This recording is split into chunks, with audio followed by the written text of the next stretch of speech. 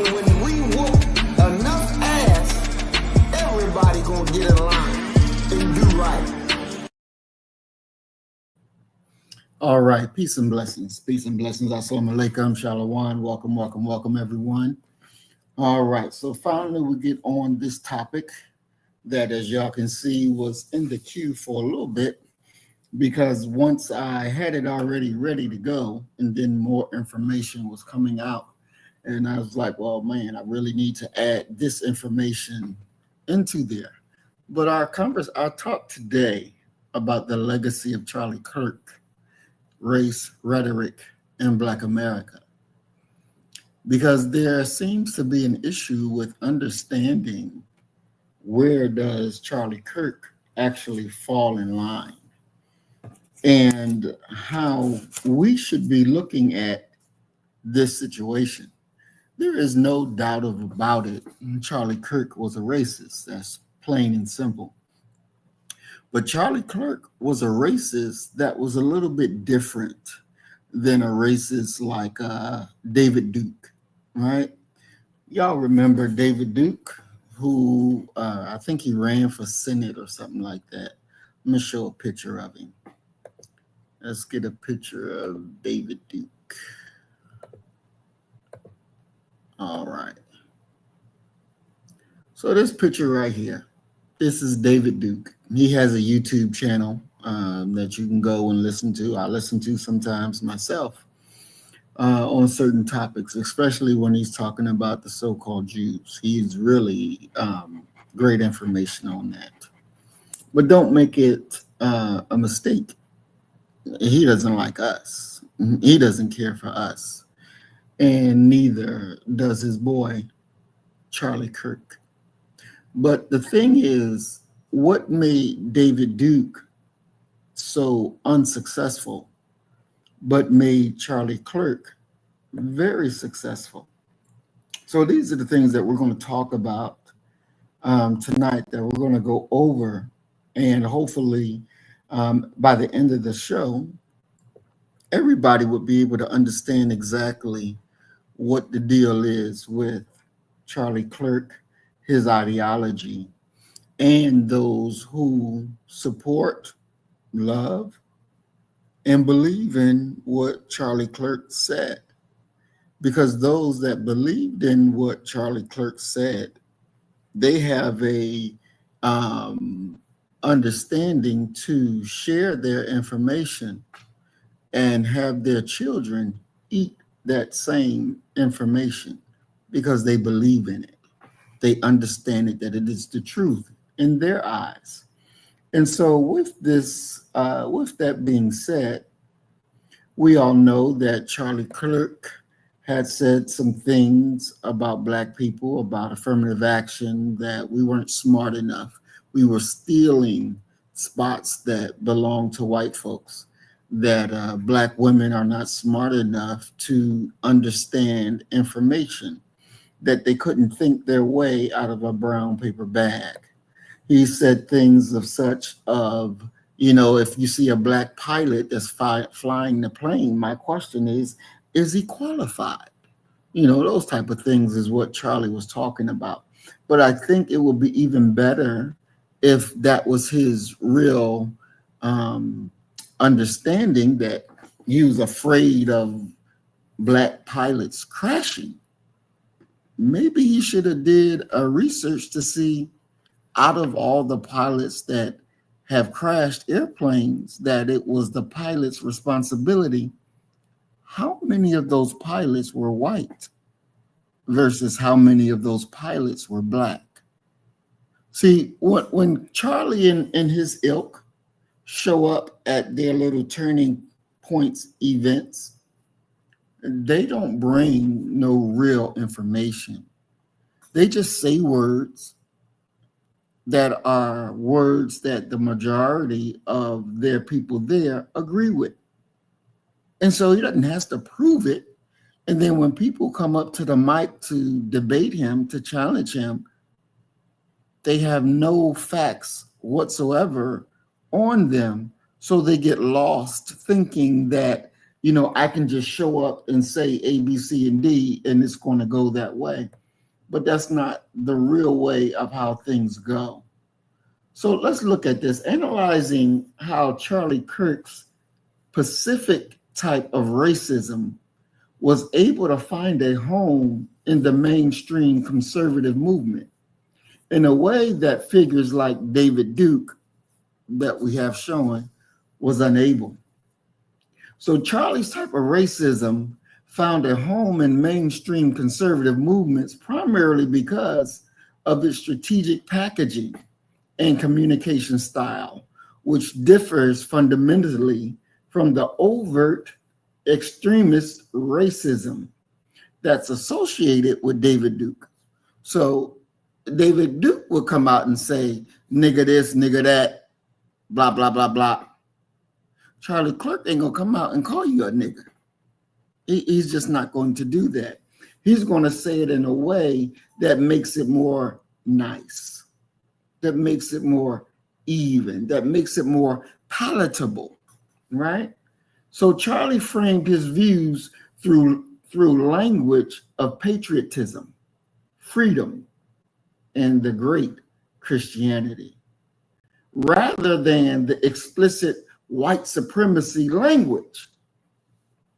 He then goes by denying systemic racism and white privilege and attacking diversity and affirmative action. He advanced racial grievances narrated without using the overtly racist symbols or language that marginalized figures like Duke. So he wouldn't come out and say nigga this or nigga that, but he would talk about the grievances that white people had. Oh, black people are taking jobs from white folks. Black people are not qualified to have these kind of jobs. That it's hurting white America because black people are getting these jobs that should only be going to what? To white men. To white men. So he was targeting youth and institutions. When he built Turning Point USA as a polished, media-savvy, conservative youth movement, focuses on campuses and social media. This gave him a veneer of legitimacy and allowed him to influence the young conservative who may not be openly endorse racism, but resonate with his framing of racial and cultural issues as a threat to American values. And this is the language in which Charlie spoke and made it acceptable to these whites that's in these universities by dealing with patriotism, freedom, and Christianity. This gave him legitimacy and allowed younger white folks who didn't want to seem like they were racist, who didn't want to seem like they were anti-black, allow them to go under the umbrella, so to speak, of Charlie Kirk. See, he was able to deny being a racist, but see, unlike Duke, who proudly identified with the Ku Klux Klan and the neo-Nazi movement, Charlie avoided explicit affiliation with such groups. This allowed him to maintain plausible deniability and broader appeal while effectively promoting racist and exclusionary agendas under the radar. Remember now, the British says that we will trick you with our double talk. With our double talk. The way that they use language to confer a message. And if you're not paying attention to the way things are being said and what things are being said, you'll miss it. But all the while, these grievances are dog whistles to say, come, come, come. I'm talking about what we as whites are suffering because these damn niggas is taking everything from us.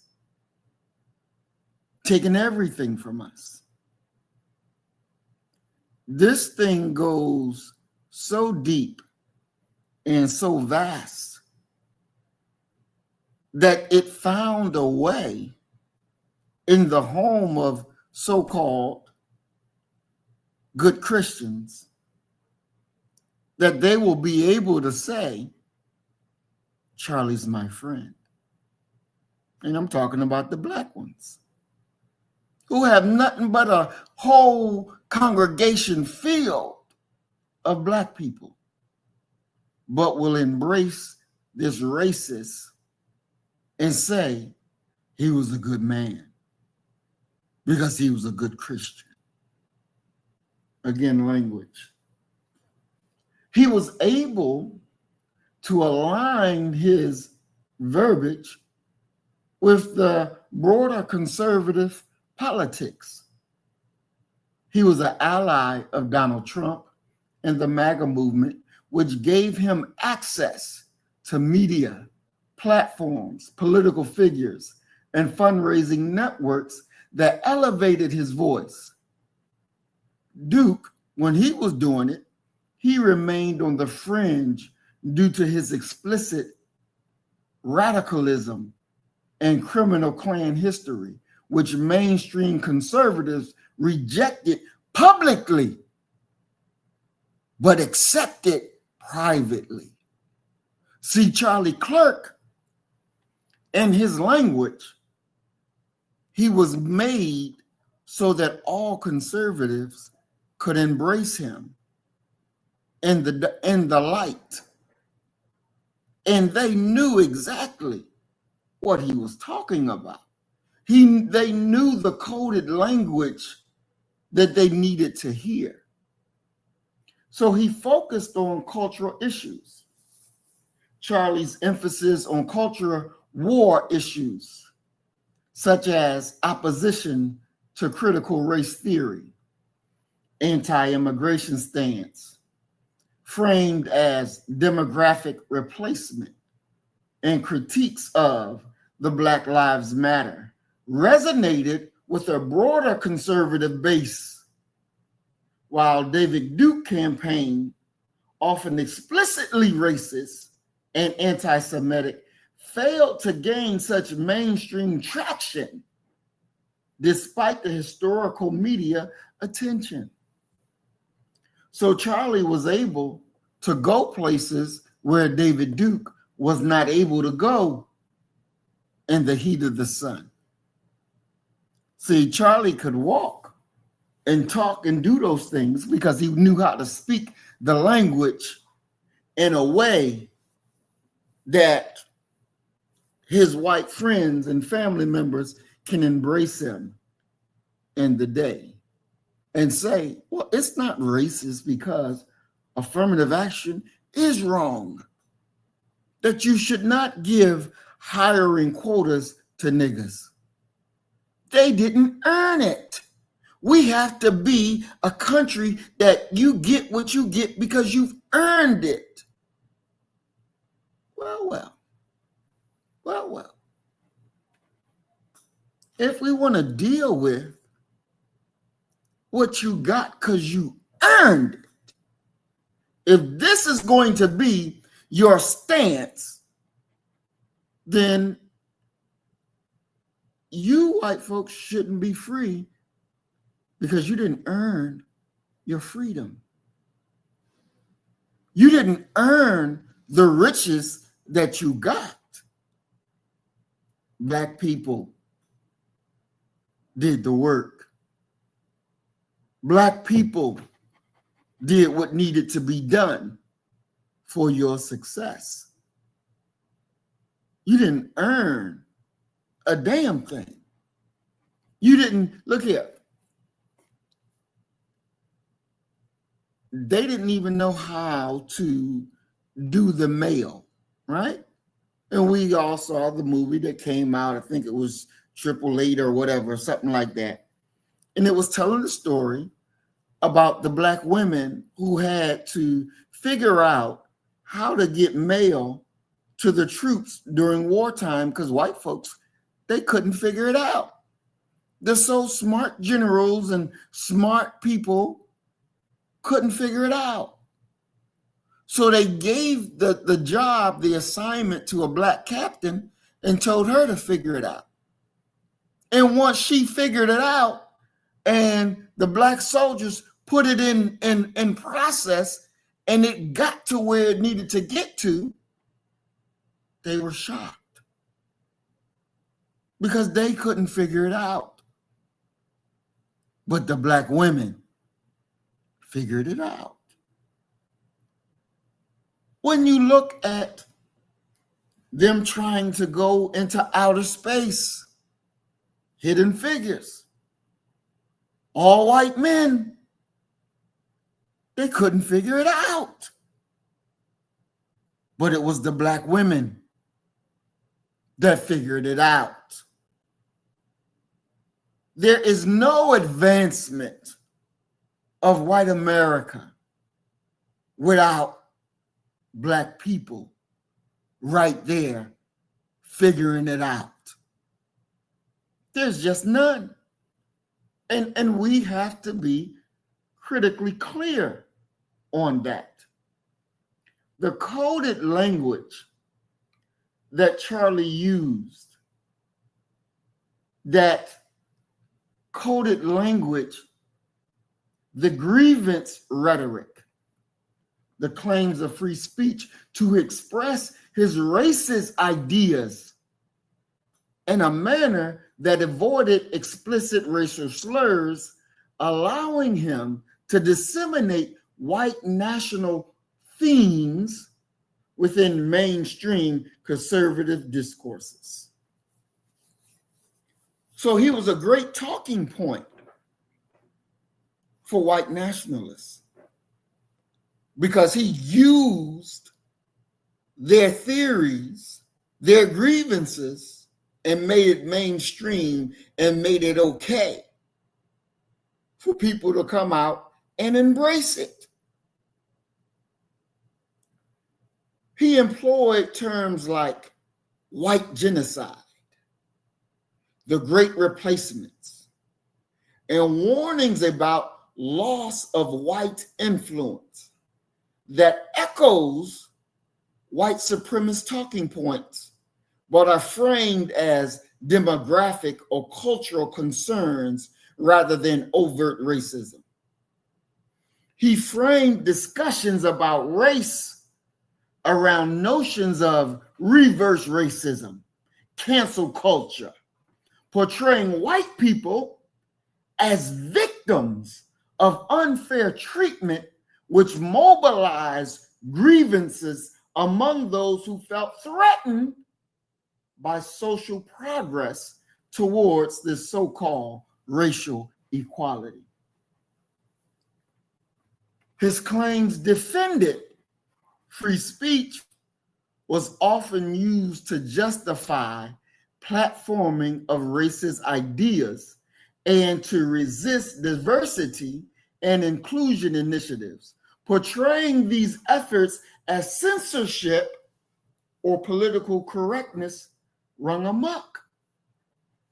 This strategy gave him cover from mainstream criticisms while still promoting exclusionary racist beliefs and rhetoric that resonated with audiences attuned to cultural and racial anxieties. So he was able to speak the language that the racists knew that they were feeling, but mainstream America would drop it down because you're being overtly racist. You're being overtly racist. Now, they so-called got the shooter that killed Charlie Kirk, but he wasn't black. The shooter wasn't black. So why did the cracker attack and hang black boys in Mississippi? Why do you do that? Why don't they go after who Charlie Kirk said is coming to kill him, that he was afraid of? He wasn't afraid of black people. He wasn't afraid that black men or women or children was coming to kill him. He wasn't afraid of that. But his friends said he was afraid of the Israeli lobby, that they were calling him anti-Semitic. They were coming for him because he was changing his position on Israel and their bombing and killing of the people of Gaza. And next thing you know, he got killed because he was speaking out against Israel. He was turning because his base was turning against Israel. And he knew that in order for him to keep his base, he has to turn with them. It's no secret that 90% of white people, especially college people, are against Israel and what Israel has been doing. They are against the strong Israeli lobby that runs America.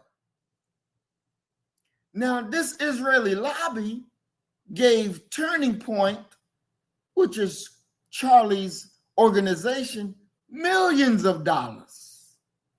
Millions of dollars. And they said, oh boy, you hold on now. You turning on us? You turning on us? You can't do that. Because the Israeli lobby, they play for keeps. They play for keeps.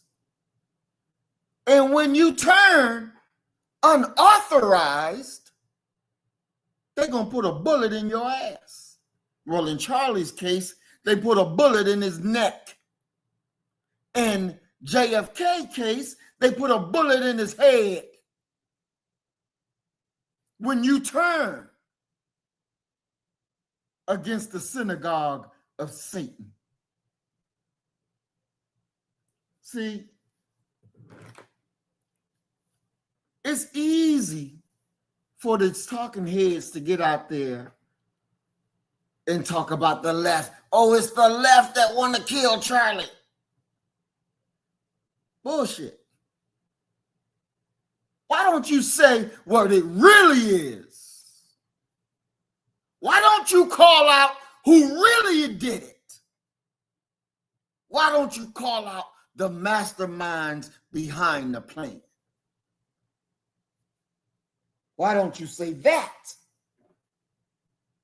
Because you ain't got no balls to say that. It's easy to say, let's blame the left. Bill Clinton, y'all remember Bill Clinton and his Monica Lewinsky scandal? Well, who set that up? Who set that up? Bibi Netanyahu set that up because he wasn't getting along with Clinton. They kept going back and forth. So Bibi said, okay, we're going to fix you, buddy, because you ain't doing what we say. See, this is why Trump is doing what Bibi Netanyahu tell it. Because he know Netanyahu got all the dirt on Trump. Because Epstein was a agent of Israel. And so he got all the dirt. We're going to get into this because you need to understand what's going on. Because this is Israel doing its dirt. Because Charlie got out of control. Charlie wanted what is right for the white race.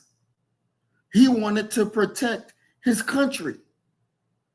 He didn't feel as black people were equal to whites. He didn't feel that black people was as smart as whites. He didn't believe that black people were equal Americans as whites. He believed that this is a white Christian country and it has to stay that way, benefiting whites. But the reality is, this country is no more a majority white country. The reality is, this country was never erected on white Christian values or Christian values. It was never that way. This country was built on the backs of black people. This country was built as a criminal empire. This country is a criminal country. This is the facts. You know, if y'all watched the program the other day, last night, and me and Doc was talking about the Black Panther Party saying, it's not white people that is the enemy. It is these systems, capitalism. This is the enemy. And so I asked Doc, so before capitalism, white people were better? Capitalism turned them into what they are? And Doc wasn't representing totally his own views, but the views of the Black Panther Party. But then I told him, these bastards was the same no good, dirty bastards even before capitalism. They created capitalism, but they were just as evil prior to capitalism being what it is. It is their nature. And that's something that you cannot get away from. It is their nature.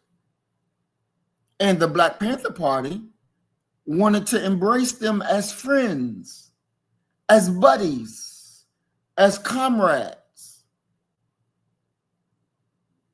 And you see where it got them. You see where it got them. He talked about, well, John Brown. He talked about the white woman that was driving the car when they broke Asada out of jail. And I said to Doc, John Brown and that woman, those are the outliers. Those are not the typical white person.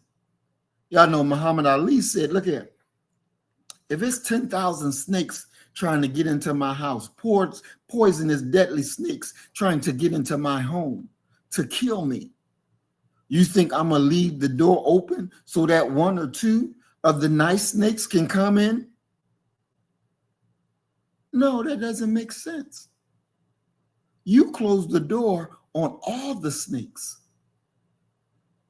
so that you and your family can be safe. The one or two or three nice snakes cannot destroy the 10,000, the 9,997 evil snakes that's coming to get them, because the evil snakes will kill them too. This is just the reality of it. This is the reality of it. Now, we're going to look at a few videos here. This first one is from the Redacted channel. And the Redacted channel, they act like they're peace-loving. They don't believe in war. But they're Charlie Kirk lovers.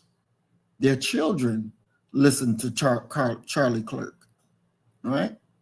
They want to come by as nice, gentle white folks, but they're racist, just like the rest. Let's just look at them. Let's look at them. I want to welcome in Brother Willie Rivers. Peace and blessings, Brother Willie. Smitty, peace and blessings. Big Brother Roy, peace and blessings, big bro. Glad to see you always. Lauren, welcome, welcome. And today we're talking about the legacy of Charlie Kirk, race, rhetoric, and Black America, and the entity that truly wanted Charlie dead and achieved their mandate to kill Charlie. So let me share a screen so we can look at this first clip of the video. And this is the guy from Redacted, his news program. And I watch his news program often. Clayton Morris is his name, and his wife, Natalie. They do have good information that comes on there. But when it comes to race, then their fangs stick out. The poison of asp is under their tongue. They are racist, even though they try to be politically correct. You know, this is wokeism. This is wokeism. Motherfucker, you don't even know what wokeism is. You don't know what being woke is. You don't know what being woke is. That's the concept that we came up with our meaning of it. And then they take it and use it in a way that it was not meant to be used. But let's listen to the racist speak. Just talking to friends and close friends of Charlie and just taking the dog for a walk in the woods, because even my son came home from school today. He's 15 and he was gutted about it. My young daughters knew all about this, because for my son, who has a bunch of conservative young men, 14, 15, 16-year-olds who are close with him, they looked up to Charlie Kirk. They would share videos of him speaking on campuses. They looked up to him. They would, in fact, my son talked about him as a man, like he was he's 31 years old. He was a strong figure for young men. Be a good father, work hard, be a good Christian, all of those things. Take personal responsibility, have a strong work ethic, take care of the women in your lives. And so that message, in the same way that my son, looks up to somebody like David Goggins, his friends, like they want to be men. And they silenced an important voice in that movement for young men. So it makes sense, a very strong voice for young men. young men who have been they have had their masculinity really stripped away over the past decade under these liberal policies, under this, liberal academia, that you're not allowed to be a man. You're not allowed to be a man. And so a voice in that movement has been silenced, and I'm just gutted about it. I am really gutted about it. I just sit and think about, so all that to say, I've just been outside today, just nonstop, just to be outside, walking the dog and trying to get my thoughts together on all of this. This obviously really hits me hard, but I'm sure it hits many of you equally hard. But I'm just struck by the strange arrests, the weird decoys at this event. Why a guy with a pellet gun? Why pretending like we caught this guy? Now, again, as you can hear him clearly say, his children looked up to Charlie Kirk. That he represented their manhood. Now, again, what did Charlie Kirk believe in? He believed that there's a white genocide taking place in America and blacks are roaming, stalking, and killing white folks. This is one thing that he believed. He believed in the Great Replacement theory. He believed that they were losing of white influence. He echoed white nationalist talking points. And this racist here and his children ate it up because they can resonate with it, because they believe that black people are a threat to their lives. When your own threat is your damn self. It wasn't black people who went into the church today, drove the truck up in the church and shot up to 9 people and set the church on fire. It wasn't black people who did that. That was white on white violence. There wasn't no black person there committing murder. But it was white folk killing white folks. But you're afraid of black people, that black people is taking your jobs. Black people are running around killing white folks.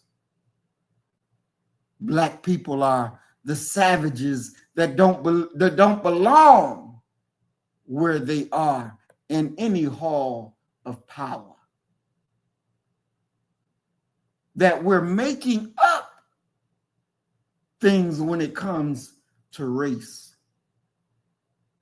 Yeah, he called us prowling blacks, prowling, looking to find white folks to kill. Y'all remember the cracker that came up into the black apartment complex and start shooting at the windows trying to kill black people? Got in his Jeep, drove off. Nobody came, chased him. He drove back, got out, and started shooting up some more.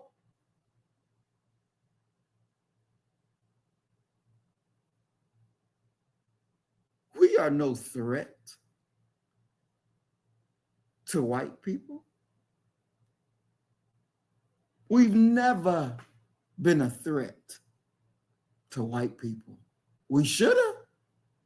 Back during slavery, we should have killed everyone that we saw. Numbers was damn sure in our favor.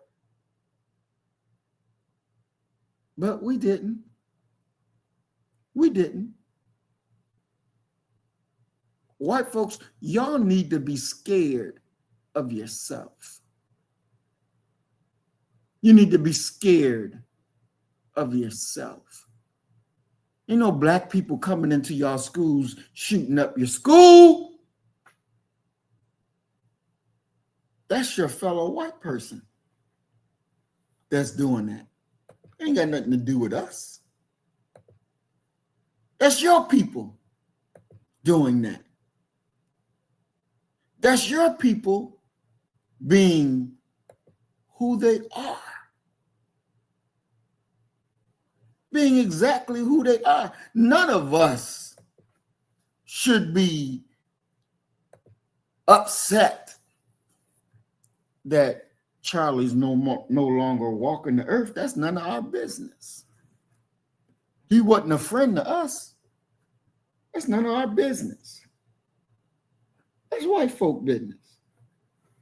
He didn't like us. He had no love for us.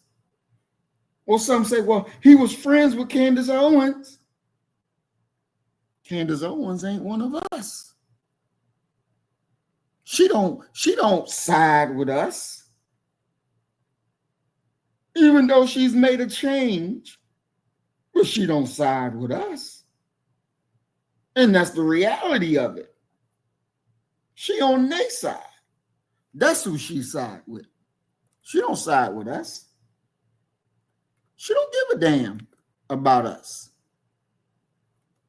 Even in her so-called walk in Christianity, she don't give a damn about black us.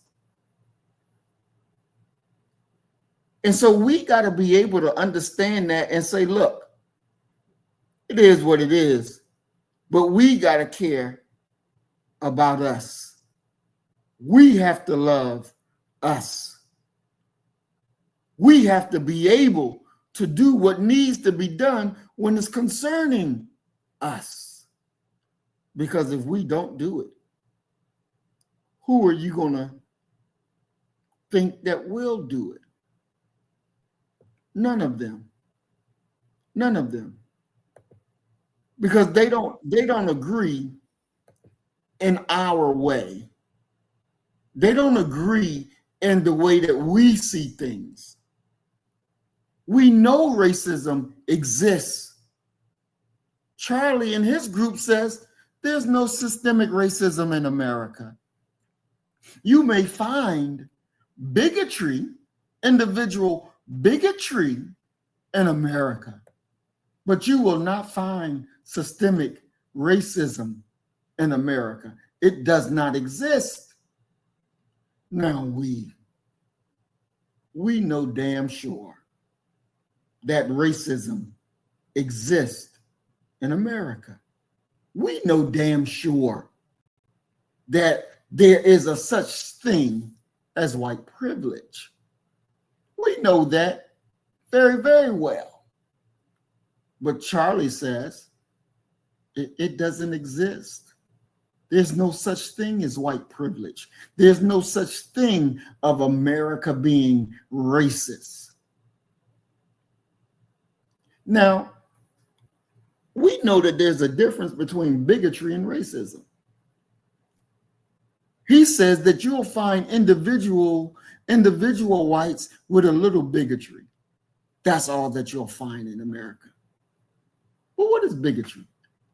Bigotry is intolerance or hatred towards people based on their identity, such as race, religion, or sexuality.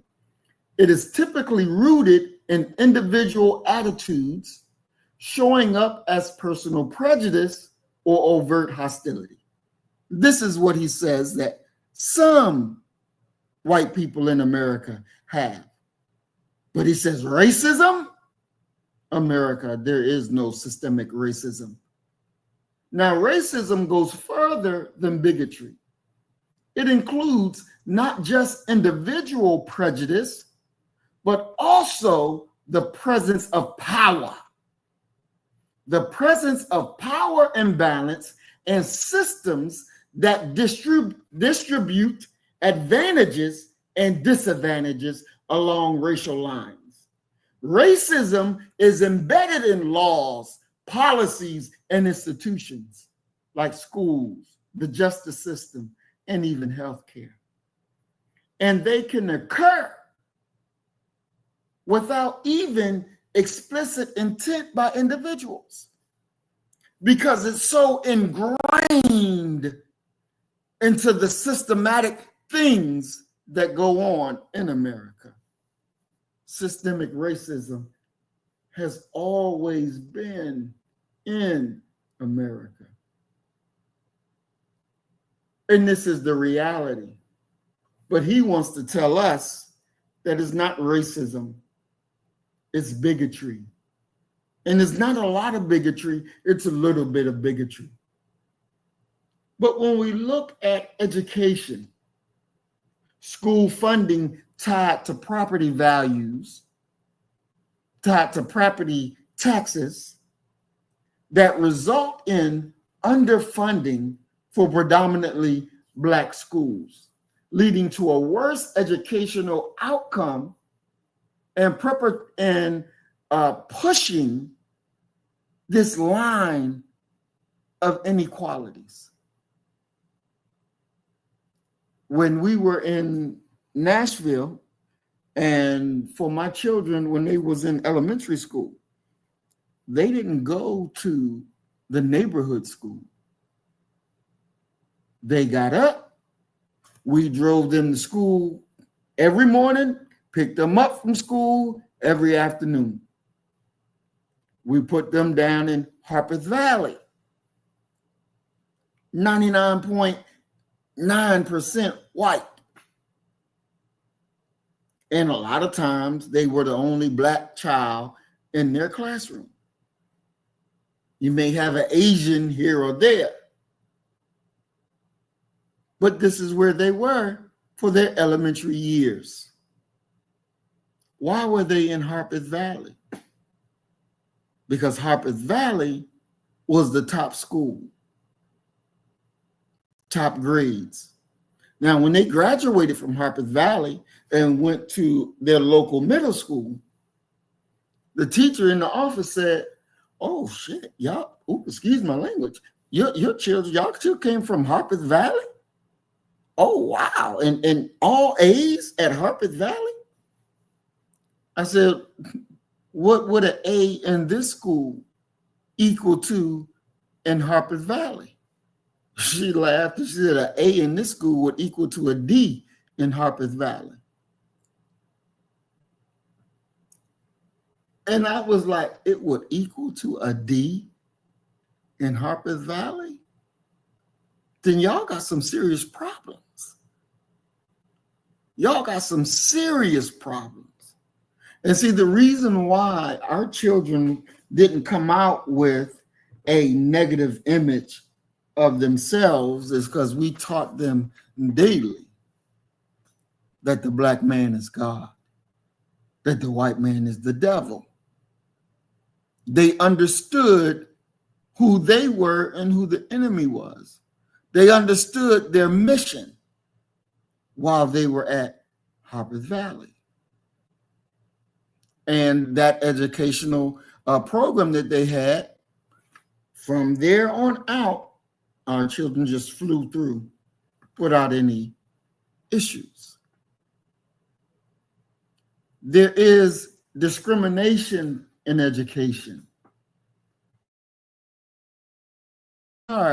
And build our own schools and teach our own curriculums, our children will be in trouble. Our children would be in trouble. Healthcare. Black Americans face higher maternal mortality rates and poor healthcare outcomes, due in part to systemic underfunding of healthcare in Black communities and racial biases among providers. You know, you've heard it where Black women don't feel no pain. Black women don't feel pain. You can operate on them without giving them medication. Housing. Practices like redlining, where banks and governments rated neighborhoods with Black populations as hazardous for investments, that have led to lasting disparities in housing and wealth accumulation. Need I say, the criminal justice. Black Americans are incarcerated at a much higher rate than white Americans for similar behavior, and more likely to be subjugated to aggressive policing and harsher sentencing. not even touching on AI related situations. What do they call it? Pre-policing, where AI will give you bad information about policing when you're dealing with crime. What is this thing? They got it. Let me look this up really, really quick. Predictive policing. That's what they call it. Predictive policing. And if you look up predictive policing and see if it's racial, and it'll tell you that it is. It says why this happens: racial bias. The reason for this extreme disparity is rooted in the inherent bias of the AI technology itself, which is a major concern for civil rights groups like the NAACP and the Innocent Project. Training data. Many FRT systems were historically trained on data sets consisting predominantly of white faces, making the technology less effective at identifying people of color. And it's not just, we're going to have to come back and just do a whole program on this predictive policing. Because you know now AI can make videos and put you in a video and say you stole something. And it's on video and you've been home watching TV. This thing is dangerous. I sent a song out to people today and asked them what they thought about this song. And they were like, oh, wow, this is good music. Who's the singer? This is off the chart. And this was a Black person that they had, quote unquote, singing. But I told them, this is AI. This is AI. It's not no singer. This is AI that's singing. I'll play a little bit of it for you. Let's see.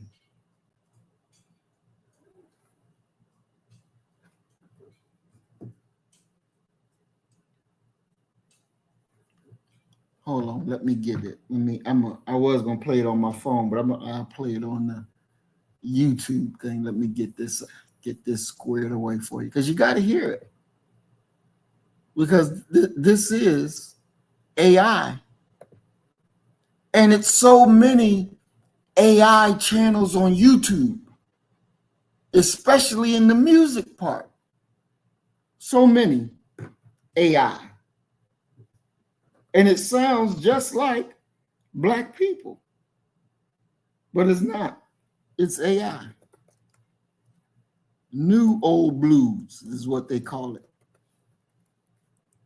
New old blues songs.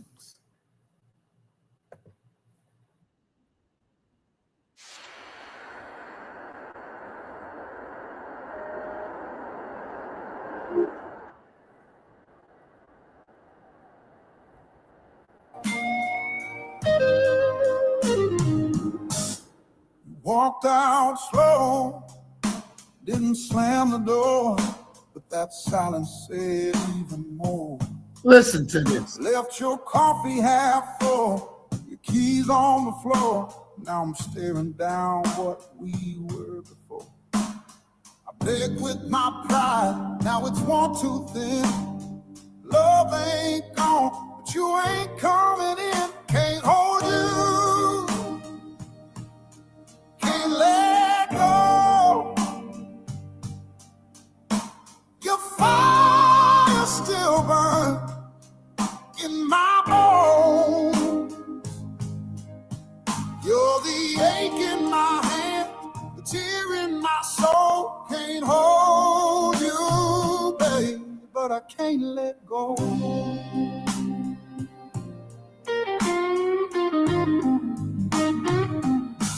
Try drowning you in a midnight song, but every note just feels so wrong. Ain't no whiskey strong enough to blur the shape of your name, sound of your hurt. Your perfume still hangs like a quiet sin. I'm losing you slow, but I can't give in, can't hold you, can't let go. Your fire still burns in my bones. You're the ache in my hand, the tear in my soul. Can't hold you, baby, but I can't let go.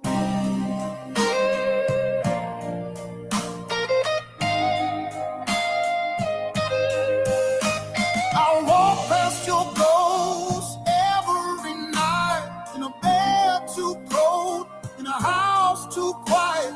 Try moving on, but my heart won't lie. You're still the why in my goodbye.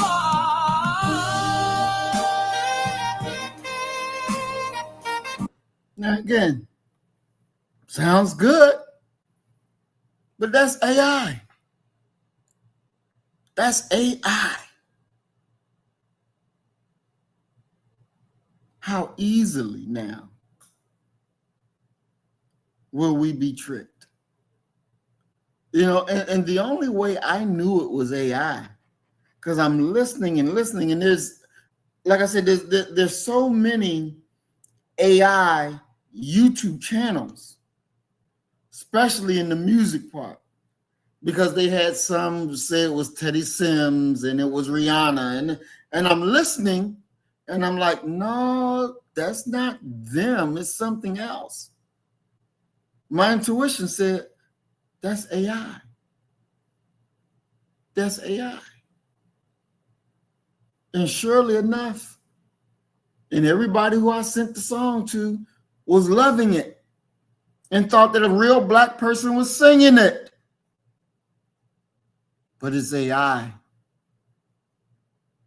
It even tricked Doc. Doc was like, yeah, man, who's that? That man is awesome. I said, Doc, we in trouble.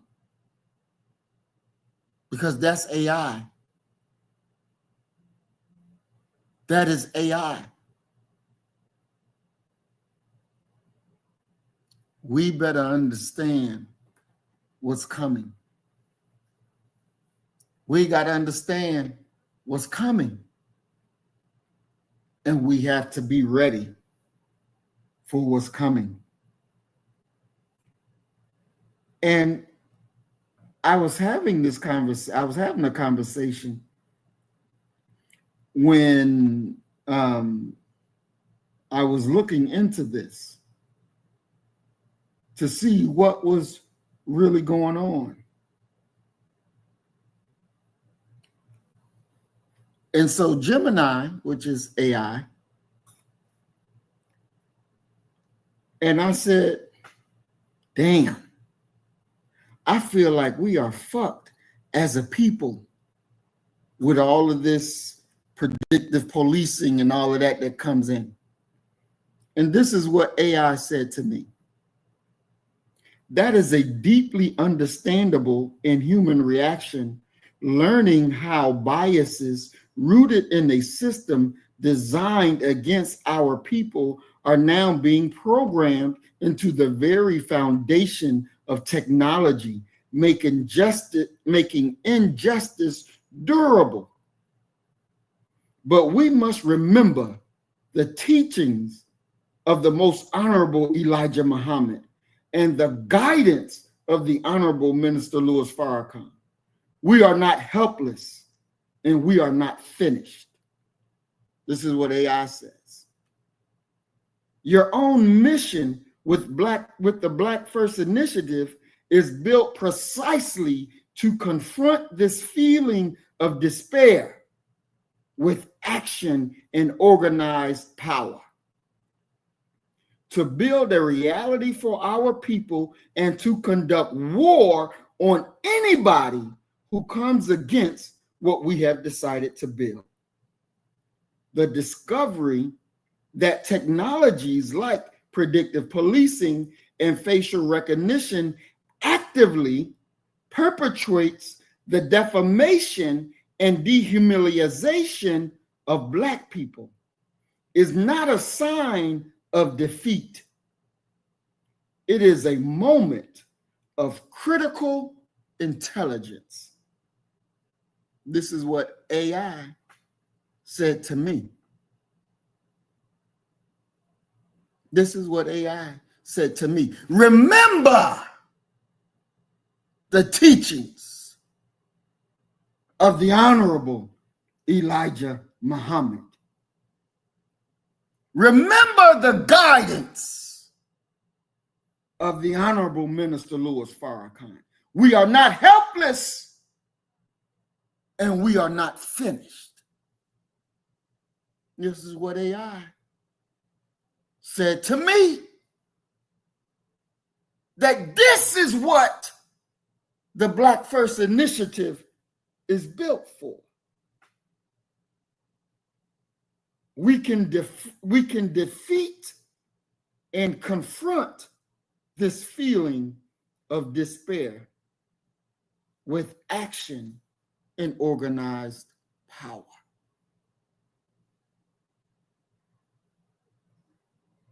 At the end of the day, we're going to win the damn thing, regardless to whom or what. Regardless to whom or what.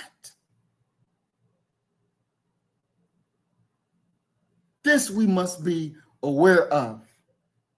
And let's get back to old boy Charlie.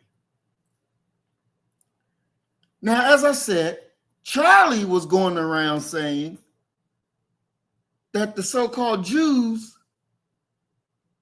were going to kill him because he's turning on Israel over the Gaza situation.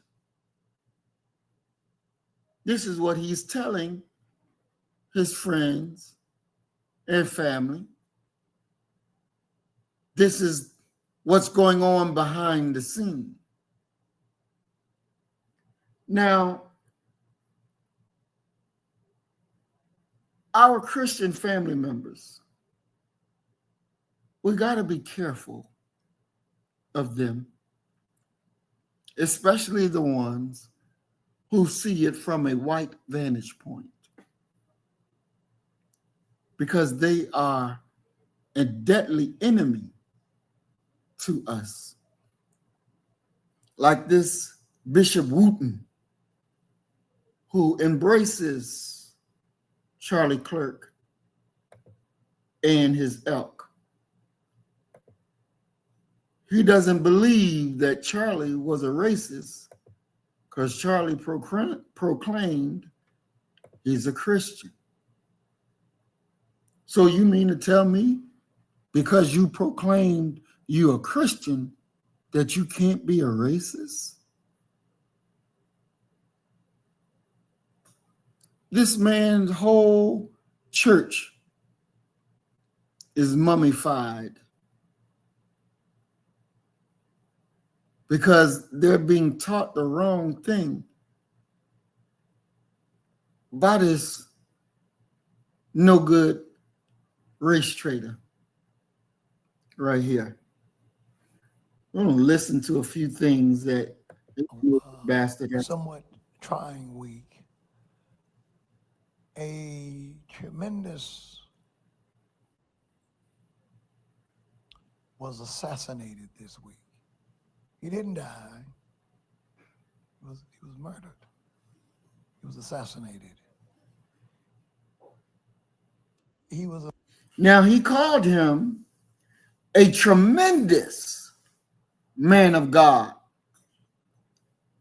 He called the racist a tremendous man of God.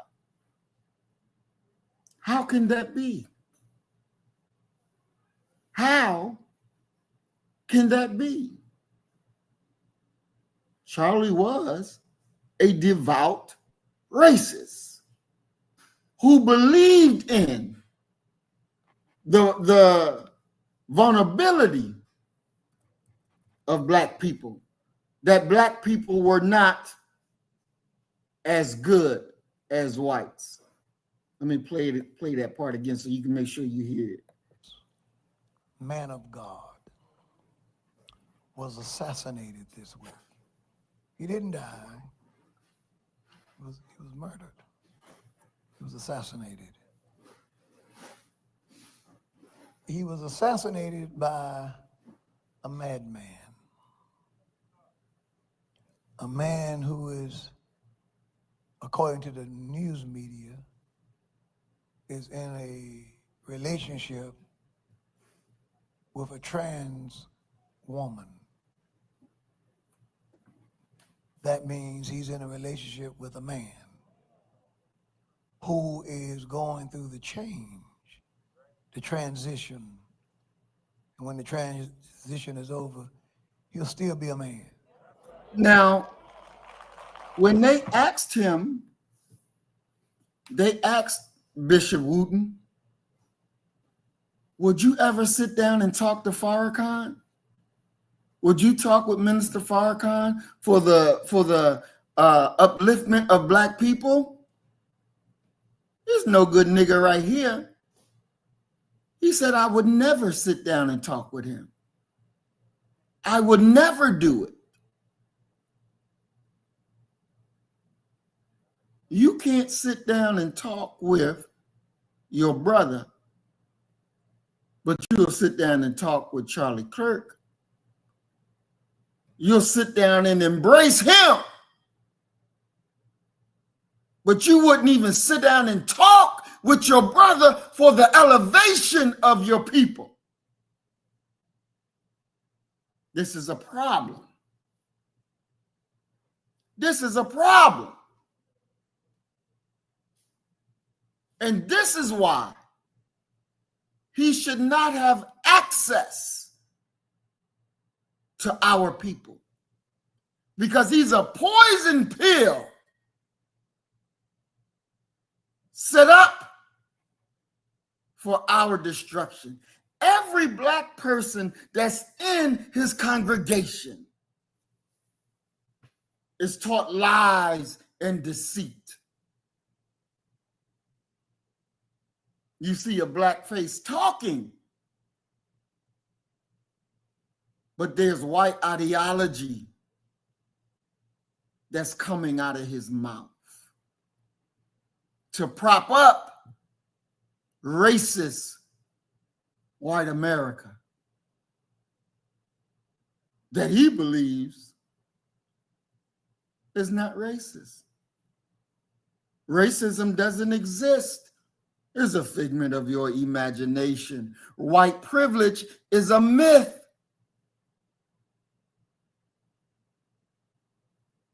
This is what they believe. Let's move on. Let's get into some of Charlie's conversation with other Zionist-loving demons. So I've been to Israel many times. The whole country's a fortress. When I first heard this story, I still had the same gut instinct that I did initially. I find this very hard to believe. I gotta be careful the way I say this. They're gonna try to ethnically cleanse Gaza. They're talking about basically removing 2.5 million people from there, okay? There are some serious questions here, Patrick. I'm more coming from a place of thinking this was intentional. I am a reaver, and I was taught how to pray Salah. That means every single time I pray, the person who taught me gets the reward. 5 times a day, from We Fajr can move to beyond Isha. this. If you want to support someone like video. me in learning But in this Fiqh, video, Then sponsor you 10 see people. Without running into, and Charlie Kirk with his Zionist buddy, Patrick Ben David, who is, I believe he's a Iranian that just loves Israel and falls over Israel. But we know that October 7th, Israel knew that that shit was going to happen. They allowed it to happen. We know Minister Farrakhan did a lecture on it. broke it down. And now Charlie is starting to believe maybe Israel is lying about what they're saying is really going on. And see, as long as he was quoting the Israeli talking points, he was their buddy. But when he stopped quoting their talking points and stopped taking their money, and they warned him, you better get it right or we coming for you. And he started saying, I'm scared that the Israelis gonna kill me. Next thing you know, they put a bullet in his neck. And then these damn so-called punk-ass conservatives, these punk-ass white folk, you want to blame black people for his death. You don't want to even open your mouth and say honestly who he was afraid of, who he said was coming to kill him. Because he didn't say it was black people. He said it's the Israelis that's coming to kill him. Let's continue. 19-year-old with an AR-15 or an automatic machine gun that is an IDF soldier, right? The whole country is surveilled. And so let me just kind of go through this. We don't talk about Israeli politics very often, and most Americans don't know this. The last 9 months, Israel was on the brink of civil war. It's not an exaggeration. This judicial stuff, there were hundreds of thousands of Israelis taking to the streets because Bibi Netanyahu is basically redefining the Israeli constitution. That's not an exaggeration, right? He said the judicial branch has too much power. There were protests planned this week against Netanyahu, where they anticipated tens of thousands of people to take to the streets. That's all gone, Patrick. Netanyahu now has an emergency government and a mandate to lead. I'm not willing to go so far that saying that Netanyahu knew or there was intelligence here, but I think some questions need to be asked. Was there a stand down order? Was there a stand down order? 6 hours? I don't believe it. Israel's the size of New Jersey. When I took a helicopter ride from Jerusalem to the Gaza border, it's 45 minutes. Wow. 6 hours. They're live streaming the killing of Jews. Did somebody in the government say stand down? That is a legitimate, non-conspiracy question. The whole country is the IDF. The whole country is. Yeah. And you're trying to tell me that they're going to concerts and kibbutzes and schools and by reports, 6 hours. Let's say it's 3 hours. That's suspect. Go ahead, Rob. It's also not like a right-wing reporting. This is from the New York Times. The long wait for help as massacre unfolds in Israel. 9 I can't think of a more liberal news outlet than the New York Times. And by the way, I'm actually very pro-Israel. So let me be very, so I'm not exactly. Well, I think we all are. No, I just want to make sure my position is clear here. But so Patrick, there are other explanations. It's possible that the Netanyahu government was double-crossed by bad agents. Okay? That's dark, but it's not as dark as what we're talking about. Okay? Another aspect is that Netanyahu might have traitors in his government, like legitimate traitors that have infiltrated. I was texting with some senior people in the IDF, and they said, Charlie, I can't say too much, but let's just say the same problem you have with the left in America we have here in Israel. So there's something to think about. Just something to think about, right? Is that maybe there's some people within those intel agencies that aren't as sympathetic. Or maybe, Patrick, maybe they might have gotten a tip, they might have gotten whispers, but no one thought it would be 1,200 Jews dead. That's a potential, right? Here's the essence of it. The essence is this. This is the closest thing to the Holocaust that any of us have lived through. But the fact is now Bibi and the Israeli hard right government has a mandate. I got to be careful the way I say this. They're going to try to ethnically cleanse Gaza. Yep. I mean, I don't use that term lightly, okay? They're talking about basically removing 2.5 million people from there, okay? And honestly, they have a mandate to go seek justice and revenge. They do. This idea that they need to have a truce or a peace treaty, that's morally crap after you see women and children be burned alive and dragged to the streets. But there are some serious questions here, Patrick. And let me tell you, my pattern recognition over the last 5 years has become pretty sharp. COVID, Maui fires, Epstein. When I see a story and it doesn't click, our guts are usually right. Yeah, this one's very weird. Can I comment on the, when you use the term ethnic cleansing, that will, make the hairs on the back I'm not of your head. accusing them No, of that. I'm not. I'm just saying that term. I actually did some research specifically on that because that is a very slippery slope. And if you actually want to talk about what Jews and even Christians should be most fearful of, Muslims as well, is the concept of ethnic cleansing. So I just want to be very sorry to interrupt. Sure. I'm saying that's what they're going to be accused of. Correct. But if there are some people in public life in Israel that, Patrick, what did your pilot guy say? I want only Jews in Israel, right? Okay, that is a form of ethnically cleansing because 20% of Israel is Arab. My plead to Israel is be precise, be focused in your retaliation. You have a moral right to go and seek the blood of the people that did this. What I think would be bad for Israel, and I have a heart for Israel. I can't tell you what it did. It made me a stronger Christian in a way I can't even tell you, right? Be able to see where our Lord rose from the dead. My heart for Israel is that they don't overreact. And Patrick, you hear what I'm saying here, right? That's my concern, because if they do, again, if they do overreact, I'm more coming from a place of thinking this was intentional.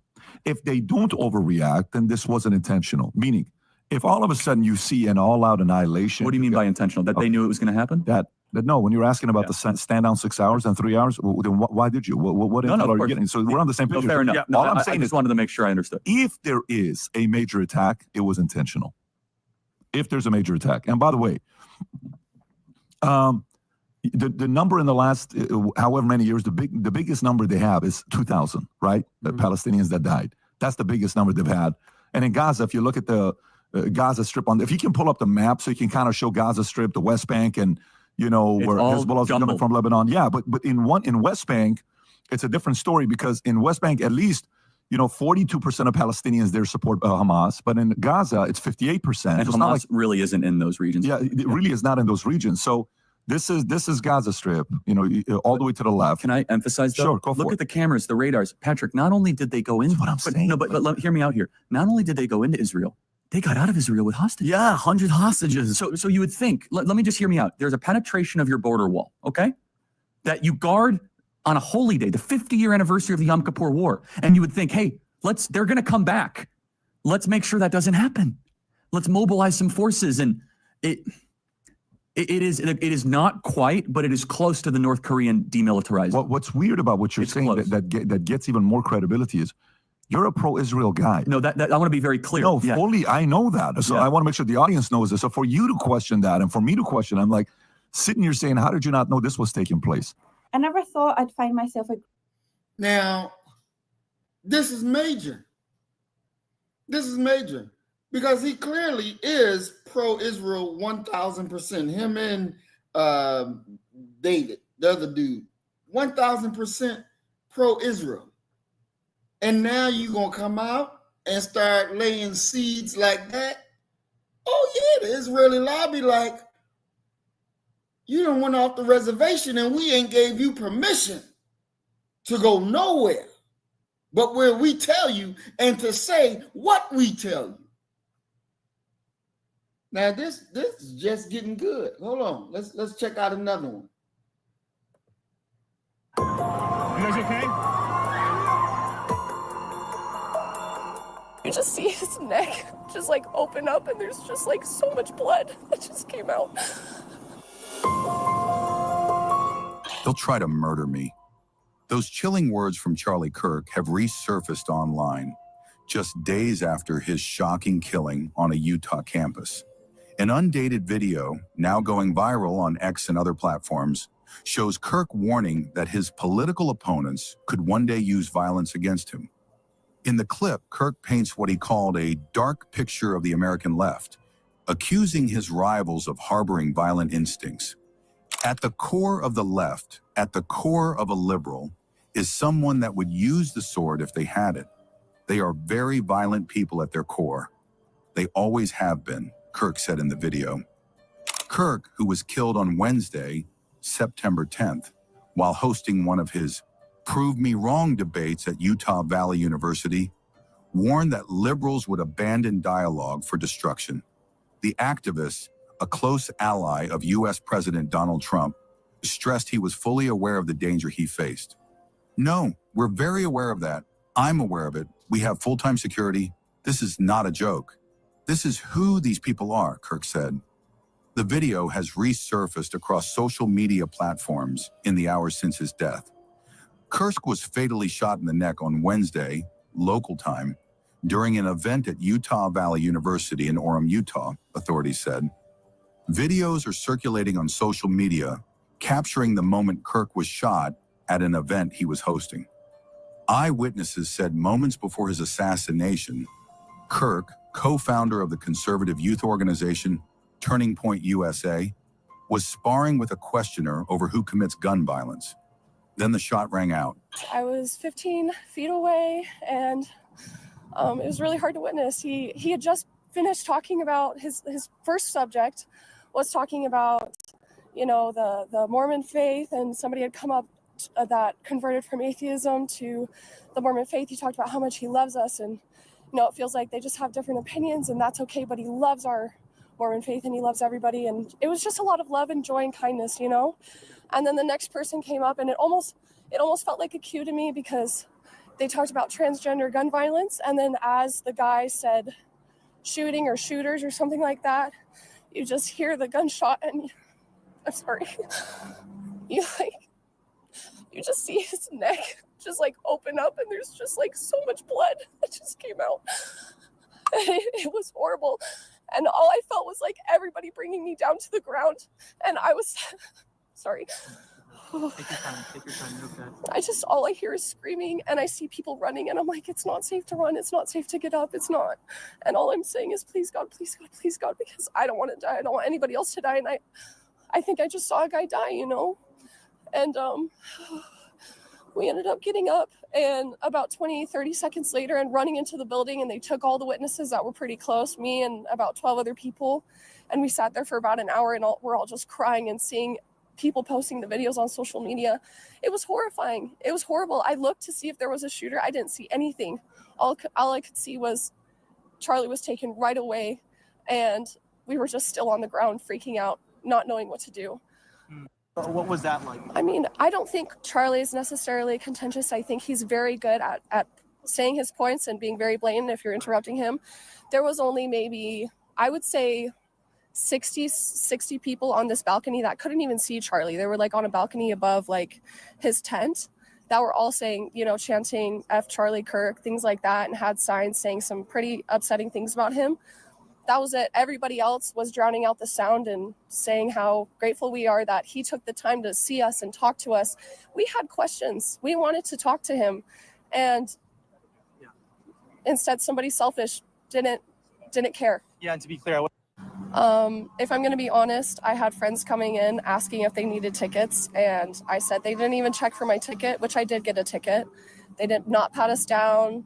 I feel like I maybe saw 3 or 4 police officers in this whole environment of hundreds of people, I would guess, which I thought was a little odd. But at the same time, I thought, well, you know, it's Utah, which is probably an ignorant thought to think. But now, as you see in this talk, with these white folks, and the dude trying to make it seem as if the left is the murdering bastards that killed Charlie, which is nowhere near the truth. Now, why are they afraid to say what the truth is about the Israeli hand and what's going on? Because mind you, in the previous video we watched, Charlie talked about that there was going to be a civil war in Israel. It was going to be a civil war. Why was it going to be a civil war? Because they were fed up with Bibi and his shit. And Bibi used October 7th to help keep him in power, so that he can do what he want to do, which is eliminate all the Palestinians, that there will be none of them there. This is the thing that we got to understand that is going on. And as Charlie began to talk about it, and they were warning him, You better stop. You better stop. And he didn't stop. So the actuality of their threats had to come upon him. Let's look at the next video. Now, those in Turning Point,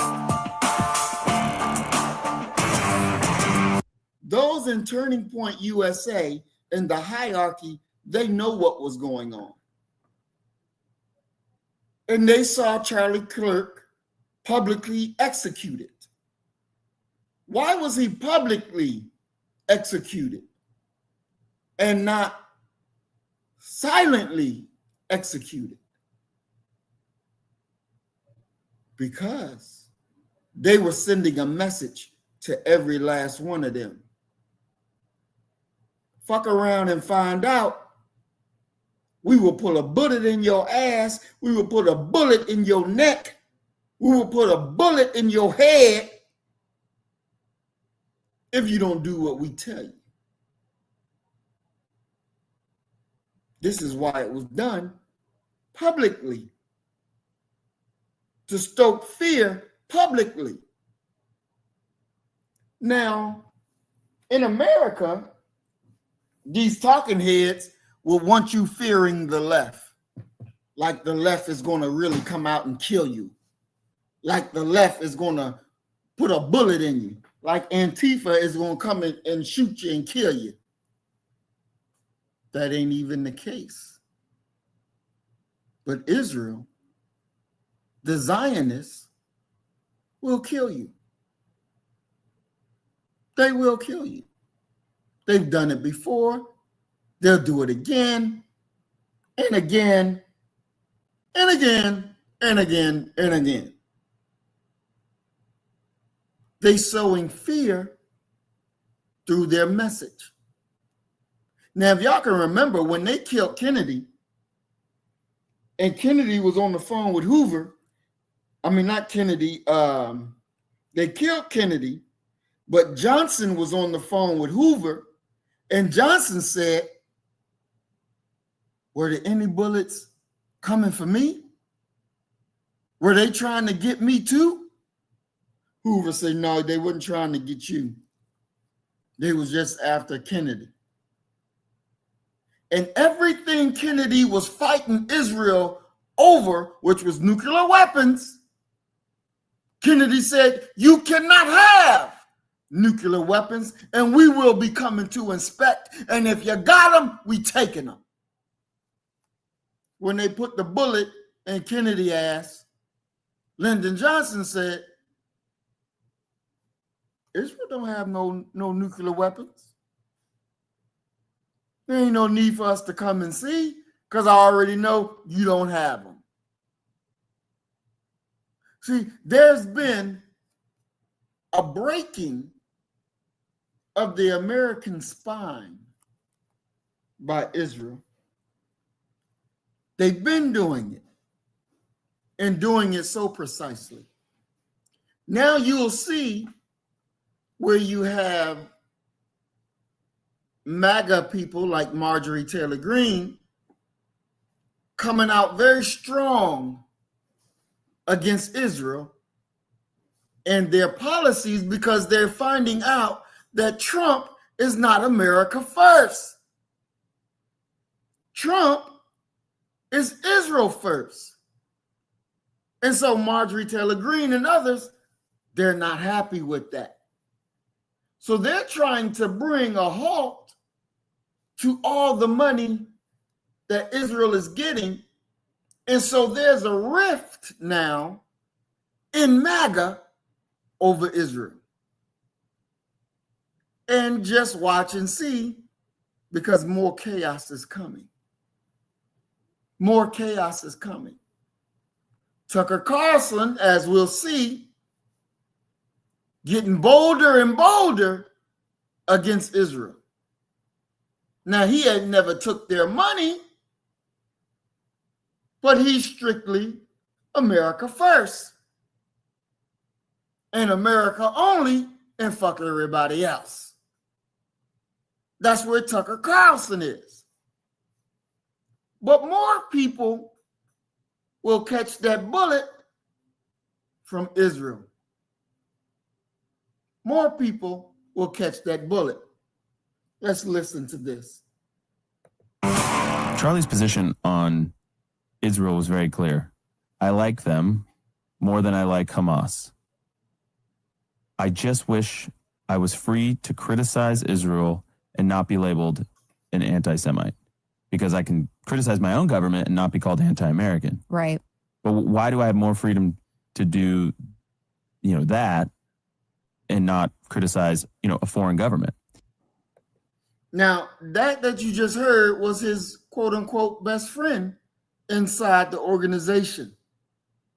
And Charlie was upset because now the Israelis were calling him an anti-Semite because that he was talking so much now, and they said that you're speaking against Israel, you're an anti-Semite.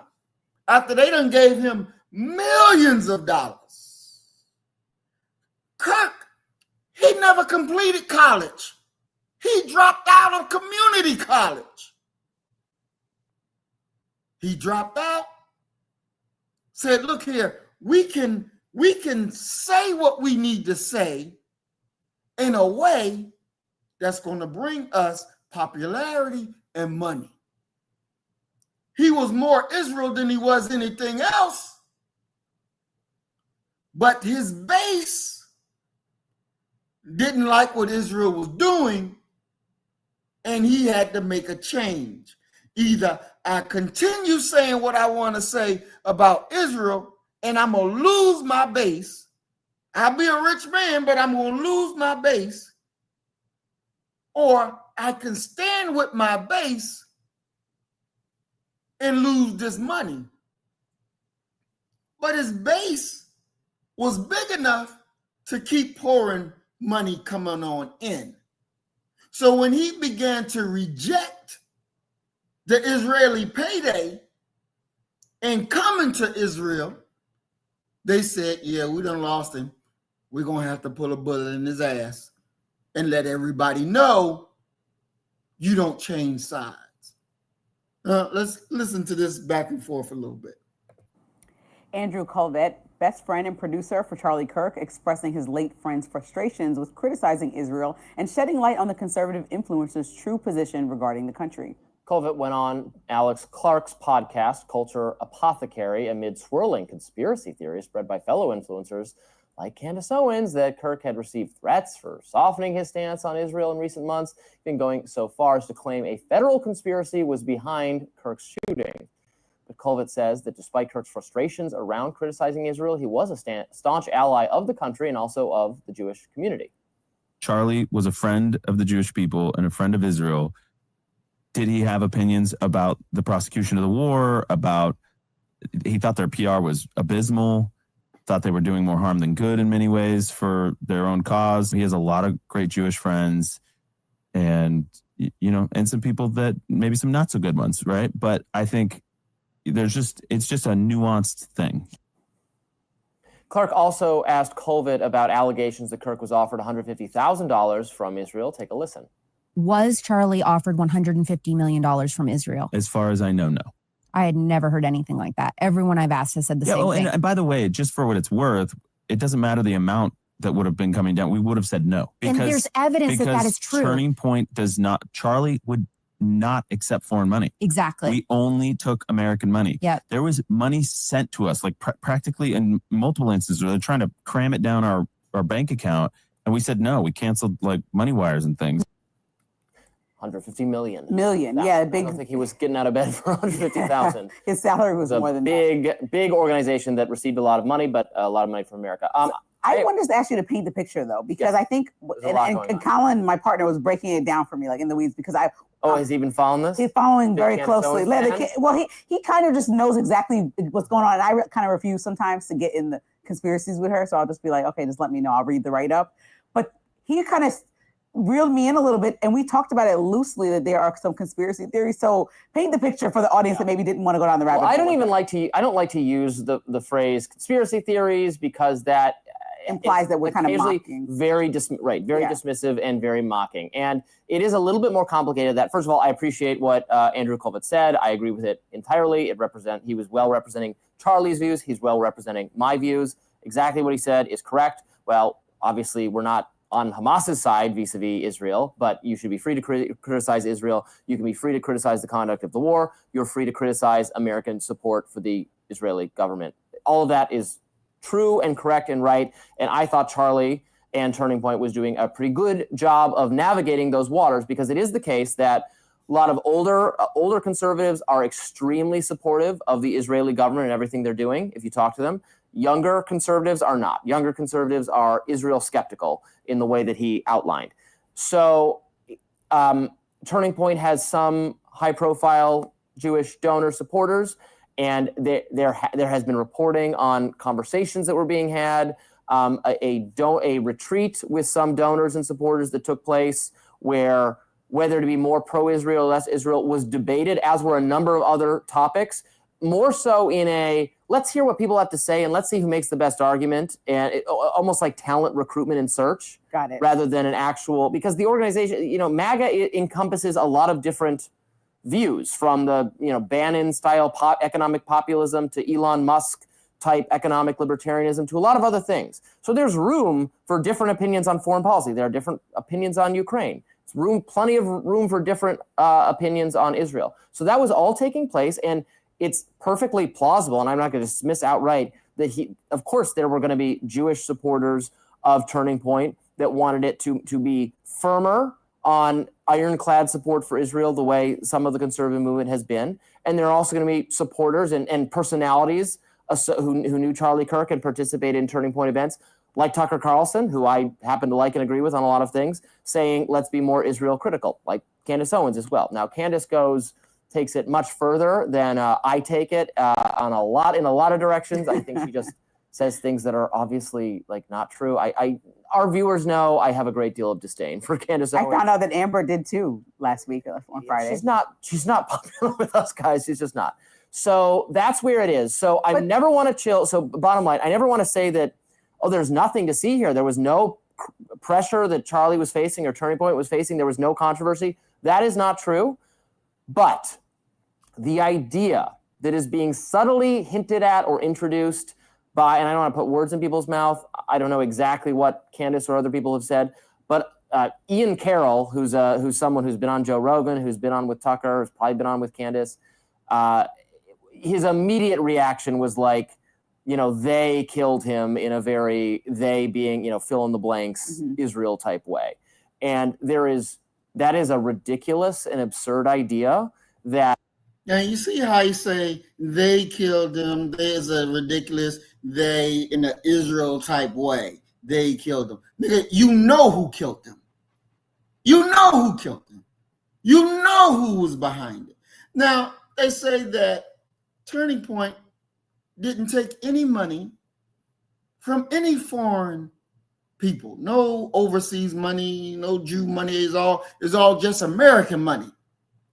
American backers that back Turning Point USA. But that's not true. Why would the best friend lie? He worked at Turning Point. Why would he lie? Because he don't want to take a bullet in the ass either, or in the neck. He don't want to take a bullet either. So he lied about it. So over here, these are a list. It says a number of prominent Jewish donors and philanthropies supported Turning Point USA, often because of the organization's pro-Israel advocacy, as well as their alignment on conservative values. Notable Jewish donors based on public record and reporting include Bernard Marcus, co-founder of Home Depot. Marcus is a billionaire philanthropist with a strong record of giving to Jewish and pro-Israel causes. He donated at least $2.5 million in 2023 alone, and has been a multi-year backer of Turning Point USA. Isaac I can't even pronounce his last name, is an Israeli-born billionaire and former head of Marvel. Isaac is a major Republican donor known for his pro-Israel stance.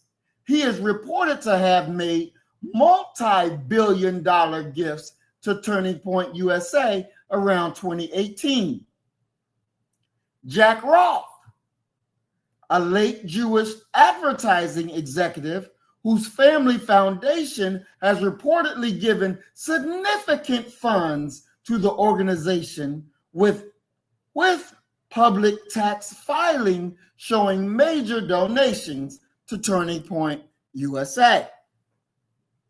Jewish Community Federation of San Francisco is a regional Jewish philanthropy group supported education and Israel-related causes, records listing a smaller direct institutional gift of about $65,000 in 2016 and 2018. David Horowitz, while not a direct donor, he is cited by Turning Point insiders as having introduced early major Jewish donors and helping establish Turning Point USA funding networks. Turning Point USA, Charlie's foundation, was flooded with Zionist money. Why? This is why he was saying, I'm a friend of Israel. I'm a good friend of Israel. I'm a supporter of Israel.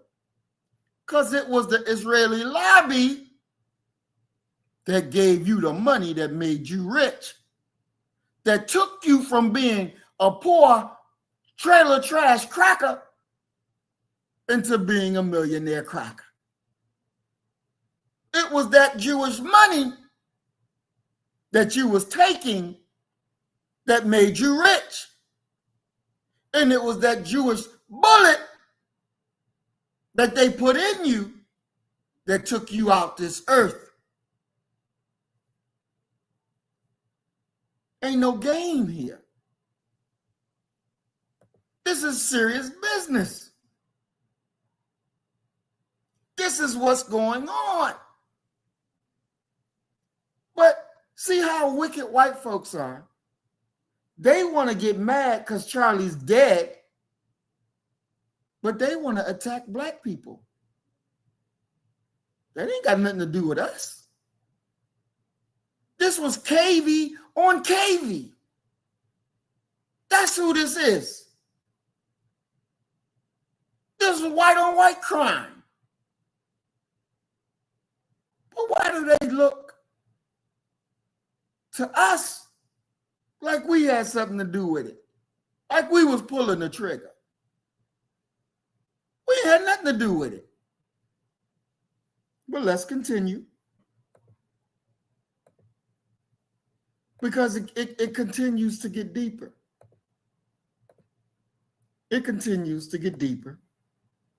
See, this one right here, he want to ensure the Jews, the Israelis, that, hey, I'm your friend. I'm just reporting what everybody know that Charlie friends have already reported, but I'm saying, you know, that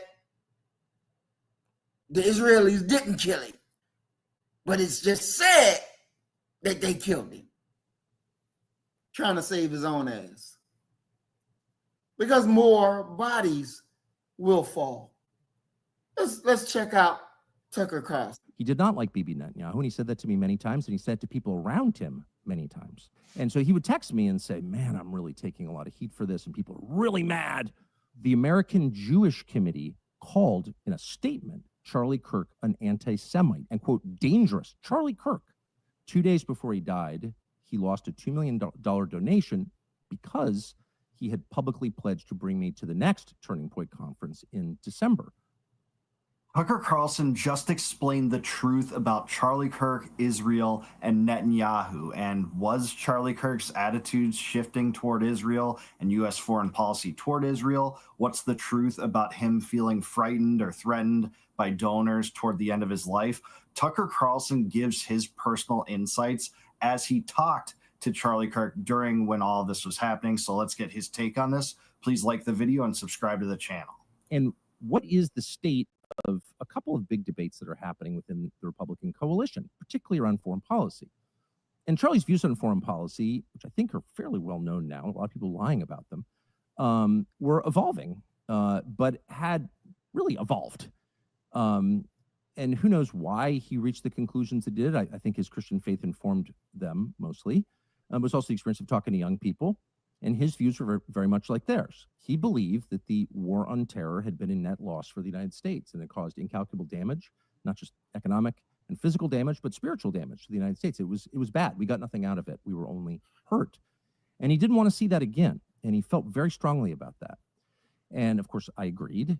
And so before that speech that I gave in July, we had a conversation about this backstage, right before I went on. And I was fulminating and getting all red in the face like I often do, to my shame. And I was mad thinking about this and thinking about the effort by the neocons in the United States to draw us in to another forever war with Iran. Not a defense of Iran, of course. It's merely an acknowledgement that we've done this before.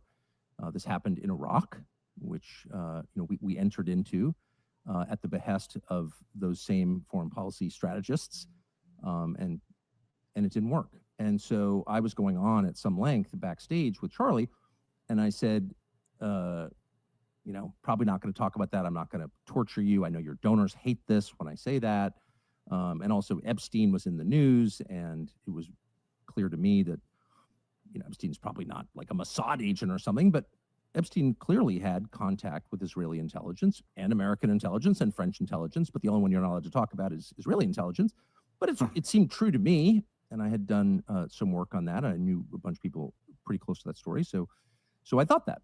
And I said that to Charlie. And I said, but I'm not going to say that because I don't want to make your donors mad. I know it's just going to be like an endless flurry of text telling you to stop or you're going to lose a bunch of funding. And he looked at me, I'll never forget it, and said, go all the way. Do it. Go all the way. I said, man, a lot of things I can talk about. I don't need to talk about that. And he said, do it. Wow, well, that makes me respect Charlie Kirk a lot more than I did before, knowing that this would disturb many of his donors. It looks like that was the direction this was heading, even after Tucker got invited to that Turning Points USA debate. Dave Smith did too. He's not the most, upstanding guy. If you ask a neocon, the neocons will say he's a deviant enemy of humanity and a self-hating Jew and all that. Now, for the Israelis to come after him the way that they did, calling him an anti-Semite and then taking his life. And Brother Roy, you're correct. Their own kind is disagreeable to live with. There's no getting along with them. It just ain't. There's no getting along with them. There's no peace. There's none. There is none. And so they made the decision that it's too many Americans getting out of line. So we got to get them back in line, and we get them back in line by the bullet. Because they're not taking the money, let's give them the bullet. Let's make sure that they understand that we mean business. And this is what they're doing. Now, let's listen to Candace. Because Charlie was concerned about Israel and their influence on American politics. And all right, you guys, we're going to jump right into this with no introduction. There's a lot that I would like to speak with you guys about. Can't wait to hear your feedback. A lot of lies that are being put out there, narratives that I would say are half-truths or just misrepresentations entirely. And I don't really see the reason for that. First and foremost, to let you know, last week was not a dream. Charlie Kirk, my friend, is dead. And he was publicly executed. I want to make that clear. Charlie Kirk was publicly executed before the world. And as we are all searching for answers, the ones that are being supplied to us are not making a lot of sense. And some people, I would say, are speaking too much, are speaking on behalf of other people. I don't like it. I will say something that I think brought the world a lot of relief, also, sadness. We were grieving with her, was when his wife, Mrs. Erica Kirk, addressed not just the nation, but the entire world. Her words were very powerful. And we just have a very brief portion of her remarks, which you should pursue in their entirety. But here she is. If you thought that my husband's mission was powerful before, you have no idea. You have no idea what you just have unleashed across this entire country and this world. You have no idea. You have no idea the fire that you have ignited within this wife. The cries of this widow will echo around the world like a battle cry.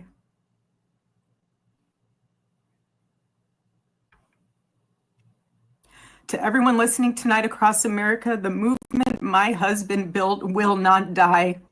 It won't. I refuse to let that happen. It will not die. Beautiful, powerful words.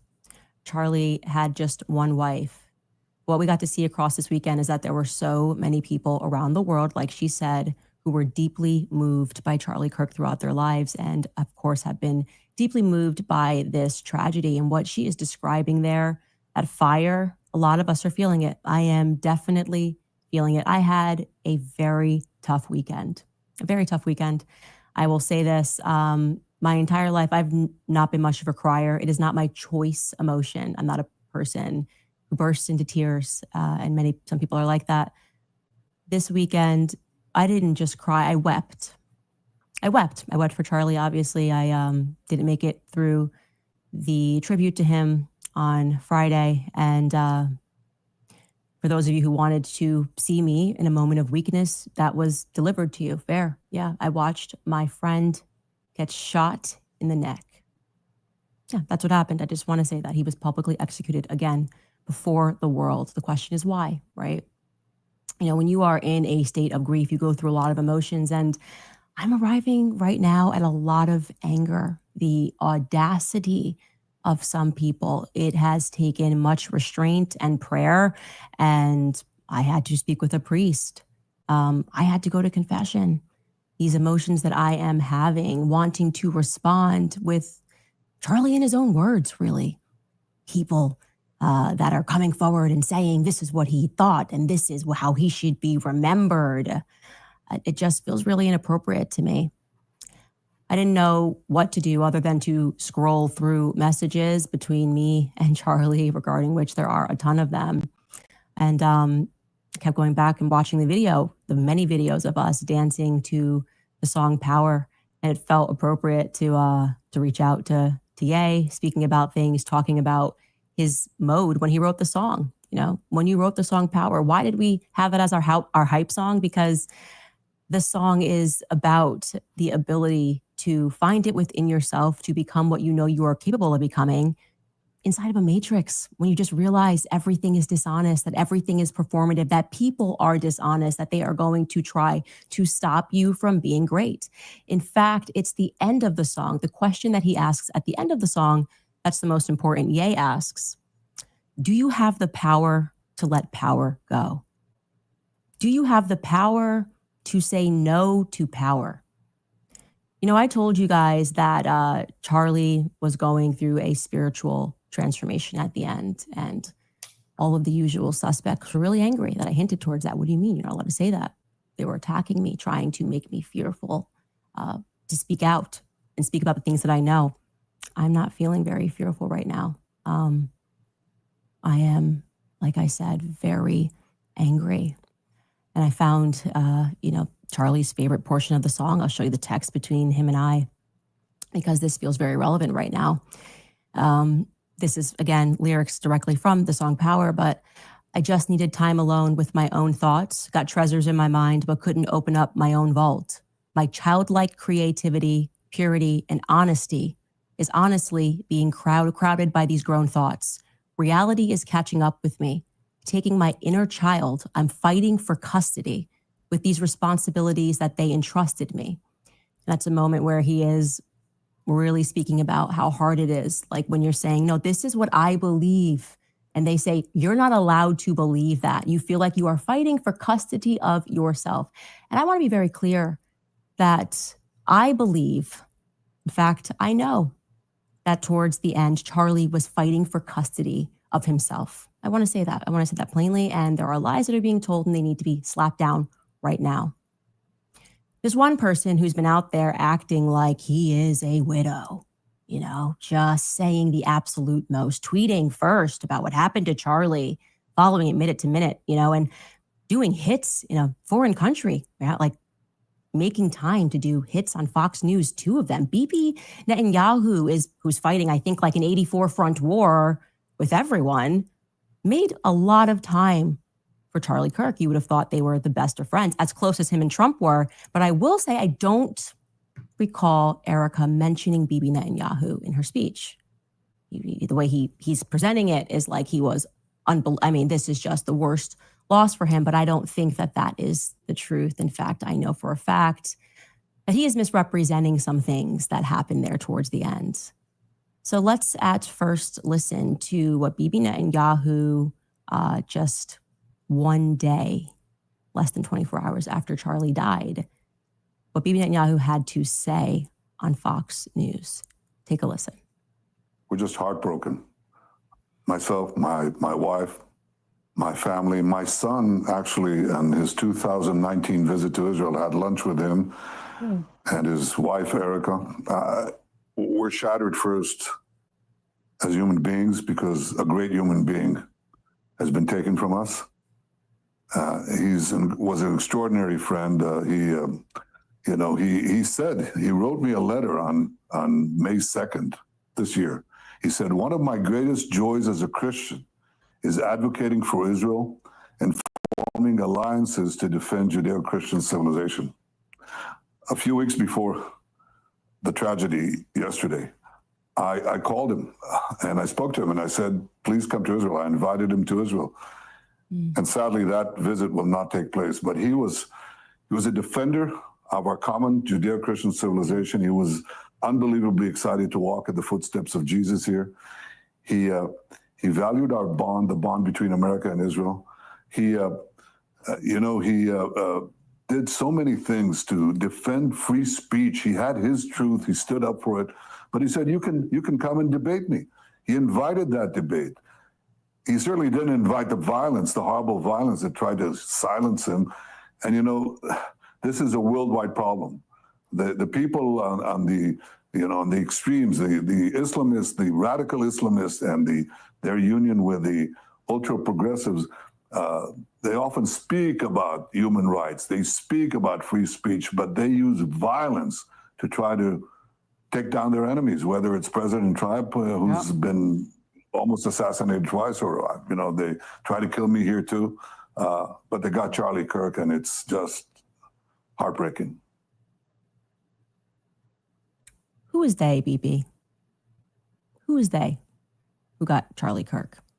We don't have to actually speak conspiracies. I'm just wondering, because you said a lot there, but it really sounded like it was about BB trying to establish a narrative that we saw reinforced by a lot of people that, Charlie kind of made it almost sound like he died for Israel. I mean, Trump's account even tweeted out a photo of Charlie and an American flag and also an Israeli flag, a bit of AI used, like this is just who Charlie was. He says Judeo-Christian values. He spoke to him 2 weeks ago. Again, you would think he was busy fighting this 97,000 front war, but no, he's letting you know that he just randomly picks up the phone and calls Charlie Kirk and invites him to Israel. Why would Bibi do that? It seems like maybe there's a little more to the story. No, there definitely is a little bit more to the story. First and foremost, that letter he is holding up, he is severely misrepresenting. Those sentences are real, But I am calling upon Bibi Netanyahu, the dear friend to Charlie Kirk, to publish the letter's entire contents. Like, don't start with just 2 sentences. Publish the entire thing. You're holding it. I'm saying you're severely misrepresenting the contents, that in May, Charlie was concerned about Israel and their influence on American politics and how they were pushing things that he felt were in conflict with his beliefs, free speech here in America. Bibi's holding it up like Charlie just in May said, hey, you know what? I just want to write a love letter to Israel. That's how it was presented. Would you guys agree? That's not how it happened. Now, regarding that phone call and that invite, that also needs to be contextualized. And I'm going to do that. But first, Skylar, can we bring in a clip of Charlie from a month ago speaking about the kind of pressure that he was under? Because I think that will also help to further contextualize this. Take a listen. I'm an American citizen. Yes, I want Israel to win. Yes, I'm a Christian. But like, some of the mess, and you've seen how I've been treated, Megan, by some, not all, by some. No, it's very irritating. It's been almost so as if unfair. They were coming after you after a turning point for, among other things, that you had Dave Smith there. Dave Smith is allowed to criticize Israel. You had both sides. The Israeli side was overrepresented. Though. No, you're not allowed to. It's even worse than that. Again, I just want to repeat for the 5th time. I love Israel. I want Israel to win. But my moral character is now being put into question, Megan. Not my decisions. Not like, hey, are you doing this? Is it smart or is it dumb? But no, I am a bad person if I do this. And I could go, you saw it, Megan. It was trending on Twitter, thousands of tweets and text messages. And if I were to be charitable and generous, I will say the people that are attacking me are in a hyper paranoid state because they're at war, and war tends to make things black and white, and you're a hammer looking for a nail. So I'm trying to be charitable, Megan. Literally, I'm trying to cut as much slack as I can, right? They go, okay, what would it be like if all of a sudden I'm starting to see a pattern of behavior similar to what my grandparents saw in 1930s Germany online? How would I behave? So that's like my charitable kind of overcompensation spirit. At the same time, I'm like, but it's not defensible to be dumb, right? No, it's not defensible to be dumb. And he was under an increasing amount of pressure, not just people telling him, oh, well, I'm upset with who you're inviting, but flat out telling him that he was not allowed to invite certain people to his events. They were threatening to pull out money. Charlie was getting a lot of really nasty text messages, and many of them pertaining to Tucker Carlson and Candace Owens. But Tucker Carlson was really the focus when it came to America Fest. How could Charlie allow these debates about Israel to take place? How could he allow Dave Smith, who, by the way, is Jewish, how could how could Charlie allow this other position to meet the stage? Because obviously when people start to hear the debates, what Dave Smith is saying sounds so rational, but it was up to Charlie to not allow those things to happen. And that amount of pressure towards the end, as you see that conversation he had with Meghan was just a month before he lost his life, really, I would say, reached a pinnacle of sorts on the matter of what Tucker Carlson actually said on that stage. Tucker Carlson, while he was on that stage at Turning Point, brought up Bill Ackman. Bill Ackman is a billionaire, obviously. He is also an extremely litigious billionaire. And Bill Ackman was on Charlie about comments that Tucker Carlson had made on that stage. Tucker Carlson specifically asked the question, where does Bill Ackman's money come from? Who is this guy? Actually, who is this guy that has this much influence? And like I said, Bill Ackman was not happy about this. And so I would like to contextualize Bibi. Again, these are things Bibi brought up publicly, which he didn't have to. He didn't have to bring up the letter. He didn't have to bring up the phone call, but he chose to do this less than 24 hours after Charlie Kirk was shot. Personally, Bibi, I would have appreciated if you guys used all of your spyware, you'd spying on us for years, to maybe track down the killer. But I guess this is where you thought it was best to do a little propaganda for Israel would be better than us helping us track down the killer. But anyway, so Bibi Netanyahu in that phone call, what took place was a couple of weeks ago, before Charlie lost his life, Charlie was in the Hamptons, and he had more than one event, but he had essentially what was staged, an intervention was staged by Bill Ackman, because Charlie's rational thoughts about Israel were a no-no. This is not the route that you should be going on. And Charlie was surrounded by his friends, his quote unquote friends. Bill Ackman was very upset, and threats were made. That is what I am told, and I will tell you that I am very happy for Bill Ackman to dispute this narrative. In fact, he was asked to dispute this narrative. Max Blumenthal went out to him today, and Bill Ackman came back and said, I have receipts I can show you, and he did not provide the receipts. This is not how it went down. I know it went down this way. I'm waiting for one of them to go on record and to say that it didn't go down this way.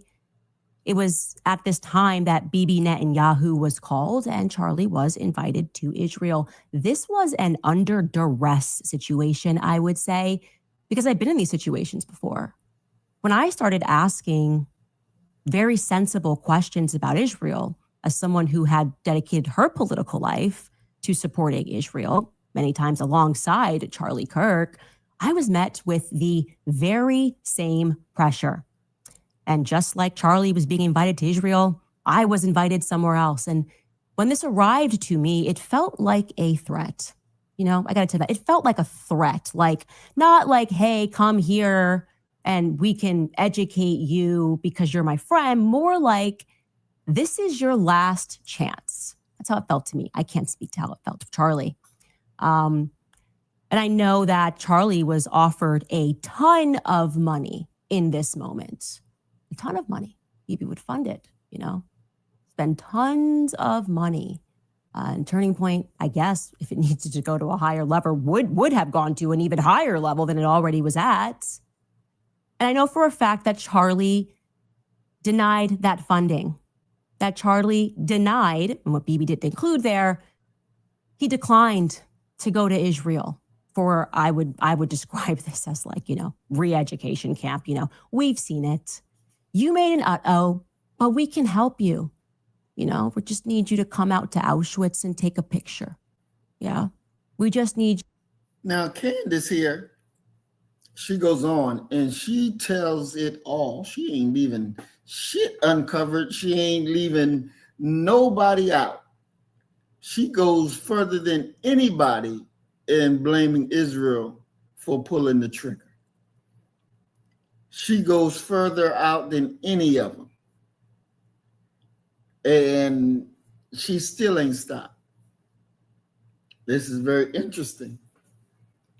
And we're going to see, you'll know who has been talked to, who has been sat down and said, hey, you better stop this shit and you better stop it now. But she's dropping it and is not afraid to say what she's saying. She's talking about Bill Ackman, what he did. Bibi Netanyahu, calling him out what he did. And she just continues to go on, and there's no stopping point. There's no stopping point for her. So I truly believe something may come to her. Let's check out this short one right here with Megyn Kelly. Bibi Netanyahu went on Fox News on September 11th, the day after Charlie was shot, and commented on the loss of the man he said was his friend. And here's that in SOT 1 in part. He was an extraordinary friend. He said, he wrote me a letter on May 2nd this year. He said, one of my greatest joys as a Christian is advocating for Israel and forming alliances to defend Judeo-Christian civilization. A few weeks before the tragedy yesterday, I called him and I spoke to him and I said, please come to Israel. I invited him to Israel. And sadly, that visit will not take place. But he was He was a defender of our common Judeo-Christian civilization. He was unbelievably excited to walk in the footsteps of Jesus here. He valued our bond, the bond between America and Israel. Candace, who's been critical of Israel in this conflict, did not appreciate that we had a foreign leader reading part of Charlie's letter, trying to characterize his stance on Israel without giving it its full measure, because it had changed a bit in recent months. And she is not wrong about that. She responded on her show, and Candace was very good friends with Charlie. I mean, she called herself a Mason of Turning Point, and she is. So I believe Candace is sincere in her upset around Charlie's everything. I mean, obviously around Charlie's death, but around people trying to talk for him and say, sort of summarize his position on something as controversial as Israel. So here is what she said. Again, in part, you should go watch her show to hear the full measure, but here is what she said in response to Netanyahu on her show just the other day. There definitely is a little bit more to the story. First and foremost, that letter he is holding up, he is severely misrepresenting. Those sentences are real, but I am calling upon Bibi Netanyahu, the dear friend to Charlie Kirk, to publish the letter's entire contents. Like, don't start with just 2 sentences. Publish the entire thing. You're holding it. I'm saying you're severely misrepresenting the contents, that in May, Charlie was concerned about Israel and their influence on American politics and how they were pushing things that he felt were in conflict with his beliefs, free speech here in America. Bibi's holding it up like Charlie just in May said, hey, you know what? I just want to write a love letter to Israel. That's how it was presented. Would you guys agree? That's not how it happened. So she's basically suggesting he's leaving out an important piece of Charlie's evolution on Israel. Do you think there's any intel community involvement in this? You and I are both supporters of Israel and have defended Israel since the beginning of this conflict and spoken out about the anti-Semitism that has erupted on these college campuses many, many, many, many times. And something's happening, though, with this whole debate that is really bothering me, and I wonder if you're feeling it too. So I mean, I genuinely believe you'd be hard-pressed to find somebody in the public eye who's been as outspoken a defender of not every move Israel's taken in the war, but of Israel's right to defend itself and of the just backward awfulness that we've been seeing on college campuses and the backlash against American Jews than yours truly. I mean, I have been at the pointy end of the spear on this, and I completely agree with that. And it was all heartfelt, and it remains heartfelt. Yes. However, my contention here is that some in the pro-Israel camp are so knee-jerk about calling you anti-Semitic or getting deeply offended if you say anything that doesn't align with their narrative, that it undermines their own cause. And I have to tell you, I find it very irritating because I do feel like some of us have earned the right to have some credibility on the subject of Israel and don't want to be called those names when we have some mild pushback on some of the overreaches, whether it's, whether they're winning or losing the propaganda war right now. And my contention is they've begun to lose it. And I realize it's propaganda coming at us from Hamas, but their numbers have turned here in America. They've turned, not so much with Republicans, a little bit with Republicans, but completely with the Democrat Party and with independents. They have shifted mightily from at least double digits highs to single digit lows now with when it comes to approval. And also with respect to, you and I speculated about this at the Turning Point event, whether the possibility of Jeffrey Epstein possibly being a Mossad agent or asset or affiliated with, that's been turned around on me too, to you must be anti-Semitic. What the hell? That's such bullshit. The same people who say you can criticize Israel, that's fine, we won't call you anti-Semitic if you criticize Israel, now turn around immediately and say you're anti-Semitic for even raising that. I completely reject that. And I raise this as a pushback against my friends on that particular strain of the aisle to watch it, because you don't want to alienate people who are openly your friends by going nuts in your crackdowns on mild nuts is the pushback right on word. anything related to Israel. Now you take it.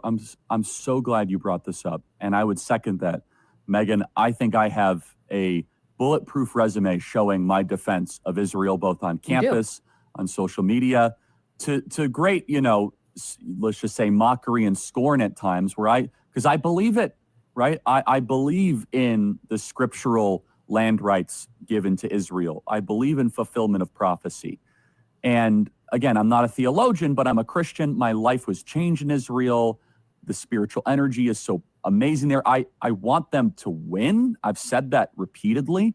Same. And however, Megan, you're hitting on something very potent and important. Now, let me first say, I don't want to judge an entire group because there's been many people in the pro-Israel world that have been very sweet, very kind, very nuanced, very Charlie, you're with us. You don't have to agree all the time. However, and I will say this, the behavior by a lot, both privately and publicly, are pushing people like you and me away. Not like we're going to be pro-Hamas, not like we're going to, but we're like, honestly, the way you are treating me is so repulsive. I have text messages, Megan, calling me an anti-Semite. I am learning biblical Hebrew and writing a book on the Shabbat. I honor the Shabbat, literally the Jewish Sabbath. I visit Israel and fight for it. And there's another article out in the Times of Israel today. I could read it on air. I was just reading before I got on. Charlie, what are you doing? Like, what am I doing? I'm sorry. Like, let's just take a step back here. Like, I'm an American citizen. Yes, I want Israel to win. Yes, I'm a Christian. But like some of the mess, and you've seen how I've been treated, Megan, by some, not all, by some. No, it's very irritating. It's been almost so as unfair. They were coming after you after a turning point for, among other things, that you had Dave Smith there. Dave Smith is allowed to criticize Israel. You had both sides. The Israeli side was overrepresented. Though. No, you're not allowed to. It's even worse than that. Again, I just want to repeat for the 5th time. I love Israel. I want Israel to win. But my moral character is now being put into question, Megan. Not my decisions. Not like, hey, are you doing this? Is it smart or is it dumb? But no, I am a bad person if I do this. And I could go, you saw it, Megan. It was trending on Twitter, thousands of tweets and text messages. And if I were to be charitable and generous, I will say the people that are attacking me are in a hyper paranoid state because they're at war, and war tends to make things black and white, and you're a hammer looking for a nail. So I'm trying to be charitable, Megan. Literally, I'm trying to cut as much slack as I can, right? They go, okay, what would it be like if all of a sudden I'm starting to see a pattern of behavior similar to what my grandparents saw in 1930s Germany online? How would I behave? So that's like my charitable kind of overcompensation spirit. At the same time, I'm like, but it's not defensible to be dumb, right? Yeah. So and it's offensive. It's offensive to those of us who have been out there defending them in many instances against critics on our own side. And now you have a couple of comments like, well, what about this? Well, has it gone on too long? Like, is it time to wrap it up? And the thing about Epstein is just so bizarre. I don't know who he was an agent for. It might have been Israel or an asset, or it might have been nobody. Yeah. But we're allowed to speculate about that. It's there's some rule you can't go there when it comes to Israel. Well, you and I believe that we're Americans and Americans first, period. End of story. We are citizens of this nation, okay? That's right. Israel, we have funded, we have supported, and they're up against a sea of Islamic totalitarianism, and we should be cheering for them, right? Because they're up against barbarians and monsters, and we want them to win. However, here is Megyn Kelly and Charlie Kirk combined, probably 30 million social media followers, like pretty, right? And you and I have been holding this down, and you probably get the negative, oh, you're just shilling for Israel, whatever. I'm like, okay, I'm going to do what's right regardless of the feedback, right? But then all of a sudden, like I host a person that I moderate the debate of, mind you, right? And I give equal time to Josh Hammer, equal time to a pro-Israel advocate, and my moral character is being put into question. And so I think it's a hyper paranoid, like we're just going to try to, we're going to just stamp out everything type of practice. But it goes to the point where if, for example, if I have less ability sometimes online to criticize the Israeli government without backlash than actual Israelis do. And that's really, really weird, isn't it, Megan? That's not right. wrong-headed. I'll tell you this, for me, so I got some blowback after saying Mossad possibilities with Epstein, a comment behind which I stand. I mean, I realize, and I've, of course, reported what Alan Dershowitz has said. As you can see, Charlie is definitely nervous, scared, because they were talking on him. And he was getting the death threats that you better stop it or else. But he didn't stop. And they followed through with their or else. And so that's real. It's real. Megyn Kelly said the same thing, that they were sending her messages, calling her an anti-Semite. This is white violence against white violence. This is what it is. This is what you see. This is the real issue here. We ain't got a damn thing to do with it. We ain't got a fight in here. World War I. They had nothing to do with black people. That was white on white violence. World War II. They didn't have nothing to do with black people. That was white on white violence. World War III. I don't have nothing to do with black people. That was white on white violence. It don't have anything to do with us. But the weaker group of whites, they can't strike out against the real enemy, so they'll strike out against us. They'll come for us, not come for the ones of us that are ready. They'll come for those of us who have no idea that they should even be ready. And that's how we find them hanging from trees.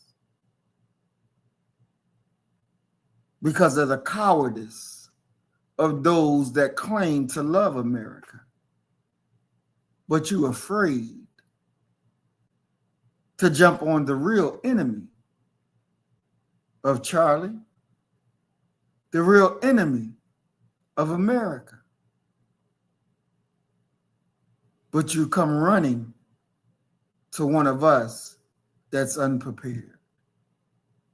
This last video that I'm going to show, because they got to Megyn Kelly, and now she's floating this idea that a witch killed Charlie, that a witch put a spell on Charlie, after we just finished hearing her talk about the Israelis.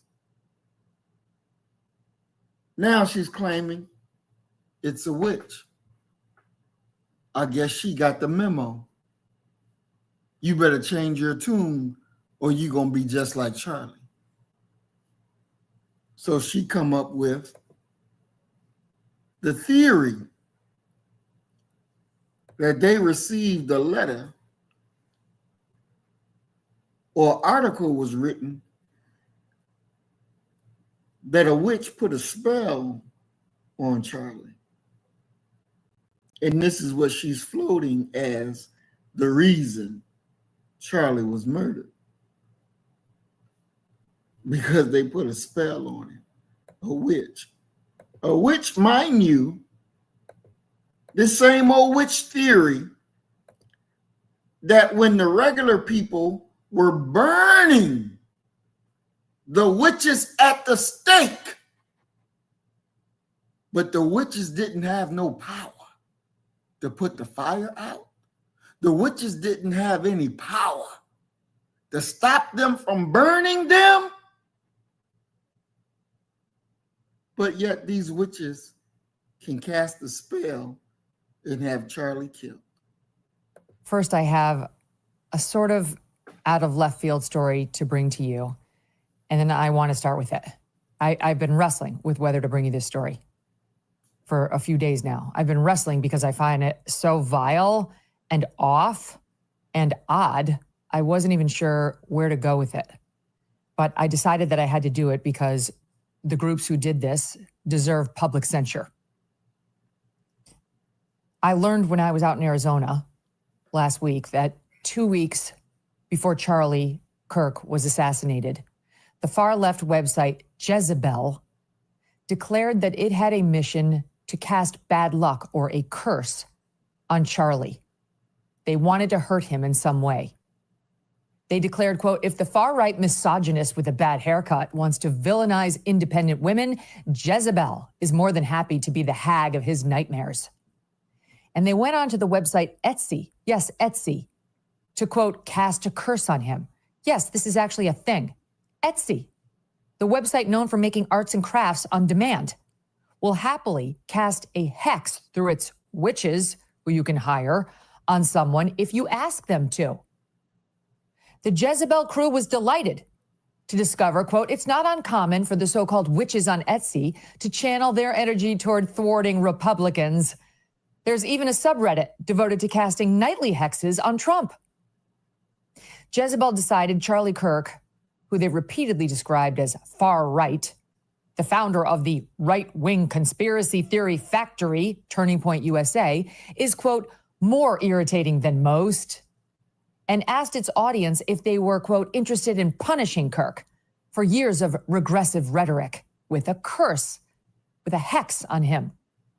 After all, they told readers, he's basically a fake news vending machine. The article notably does not list the name of any particular author, but simply uses its company name as the byline.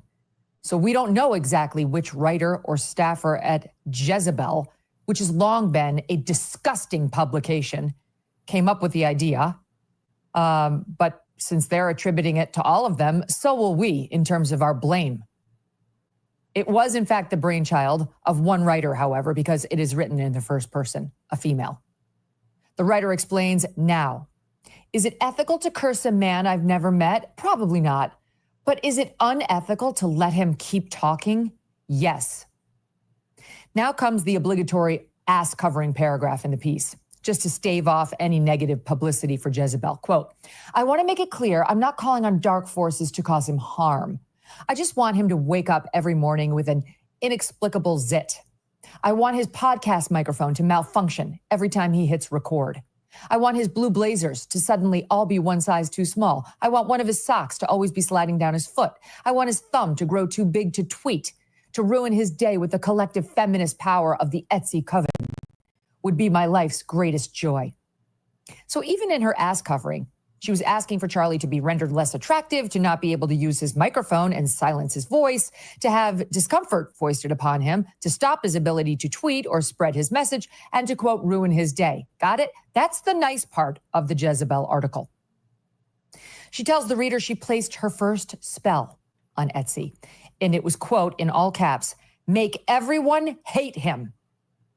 And she wondered aloud, how long would it take to kick in? The witch servicing Jezebel on Etsy contacted the writer and asked if she would like to, quote, amplify the energetic support of the spell for an extra 50. So I'm not going to continue with that foolishness. But as you can see, now Megyn Kelly is running with this witch theory that got Charlie Kirk killed. Because evidently when she was in Arizona, they told her, shut the fuck up or the same thing gonna happen to you. So she runs with the witch story. Mind you, she said they put spells on Trump, but Trump's still doing what he's doing. So them spells must have didn't work. It is one thing to be thought of as a fool, and then it's another to open your mouth and be proven a fool. Megyn Kelly is a fool. Megyn Kelly is a fool. Now, Charlie went to the White House to speak to Trump when they targeted Iran. Trump kicked him out of the White House, and they were friends. Trump said, get the fuck out. Because he's under enormous pressure to do what they told him to do or else. So Trump didn't have no room for this nigga to come up here, telling me what I shouldn't do. And what I shouldn't do is bad for America. So Trump threw his ass out the White House because he had access like that. So they put a bullet in his neck publicly to show them this is what it's about. This is white on white violence. This is a war between them. We ain't got no stake in it because both sides hate us. Both sides hate us. But this thing is coming to a boil. It's coming to a boil. This America first, this country America, that country Israel is coming to a boil. It's in its last days now. It's in its last days. This thing is grinding to a halt. And what's your position? What's our position? As Black First, our position is the survival of our people. And that means we don't join in wars that have nothing to do with us. Let the left wing, the right wing fight it out with Israel. Let them go back and forth and let them kill each other. That's not our fight.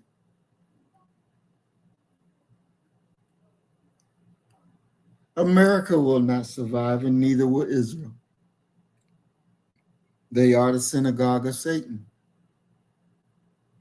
And their time is up, is over. We should not lose one life fighting for them. They are disagreeable in peace. And as Don Rumsfeld said, he don't believe in peace, that there will never be peace, and there will never be justice, according to Don. And remember, he was the Secretary of Department of Defense.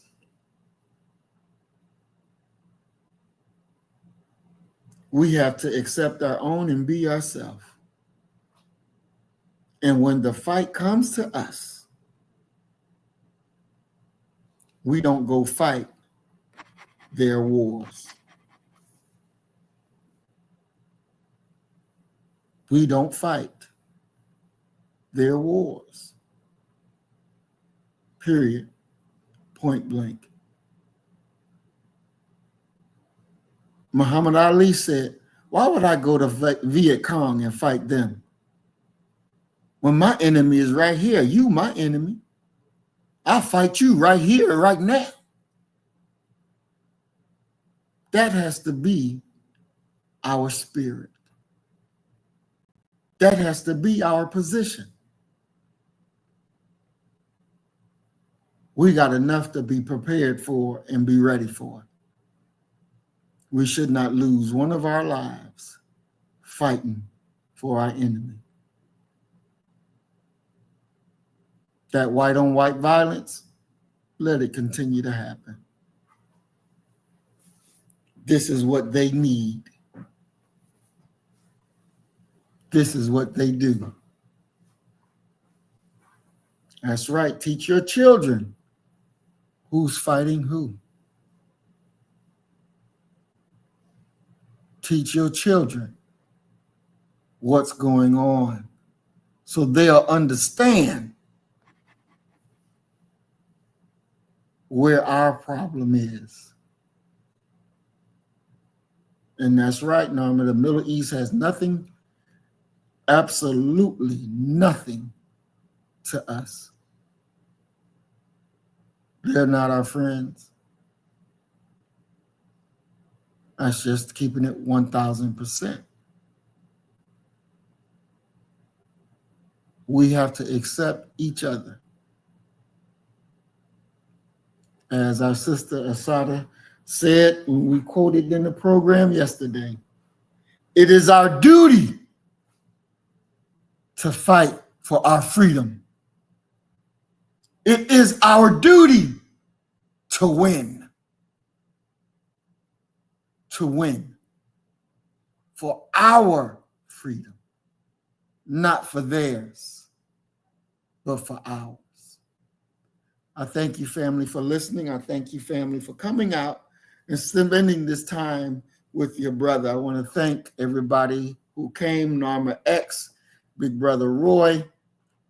I want to thank, I think we even had, Earth Angel 1105 remix. Peace and blessings, Queen. Ain't seen you in a minute. Glad that you're here. We want to thank also Lauren, Big Brother Willie Rivers, Smitty. Thank everybody who shared a comment.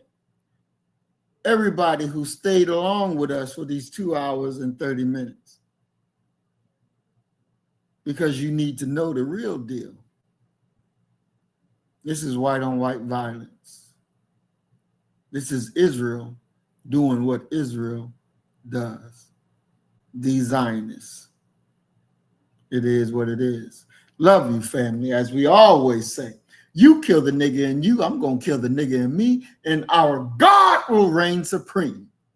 We are Black first. Today, tomorrow, and forever. Peace and blessings. Assalamu alaikum. Shalom. Love y'all. So you better get the message and get it straight. You're going to need some bridge work. It's simple as that. Because we're living in judgment. We're living in implementation.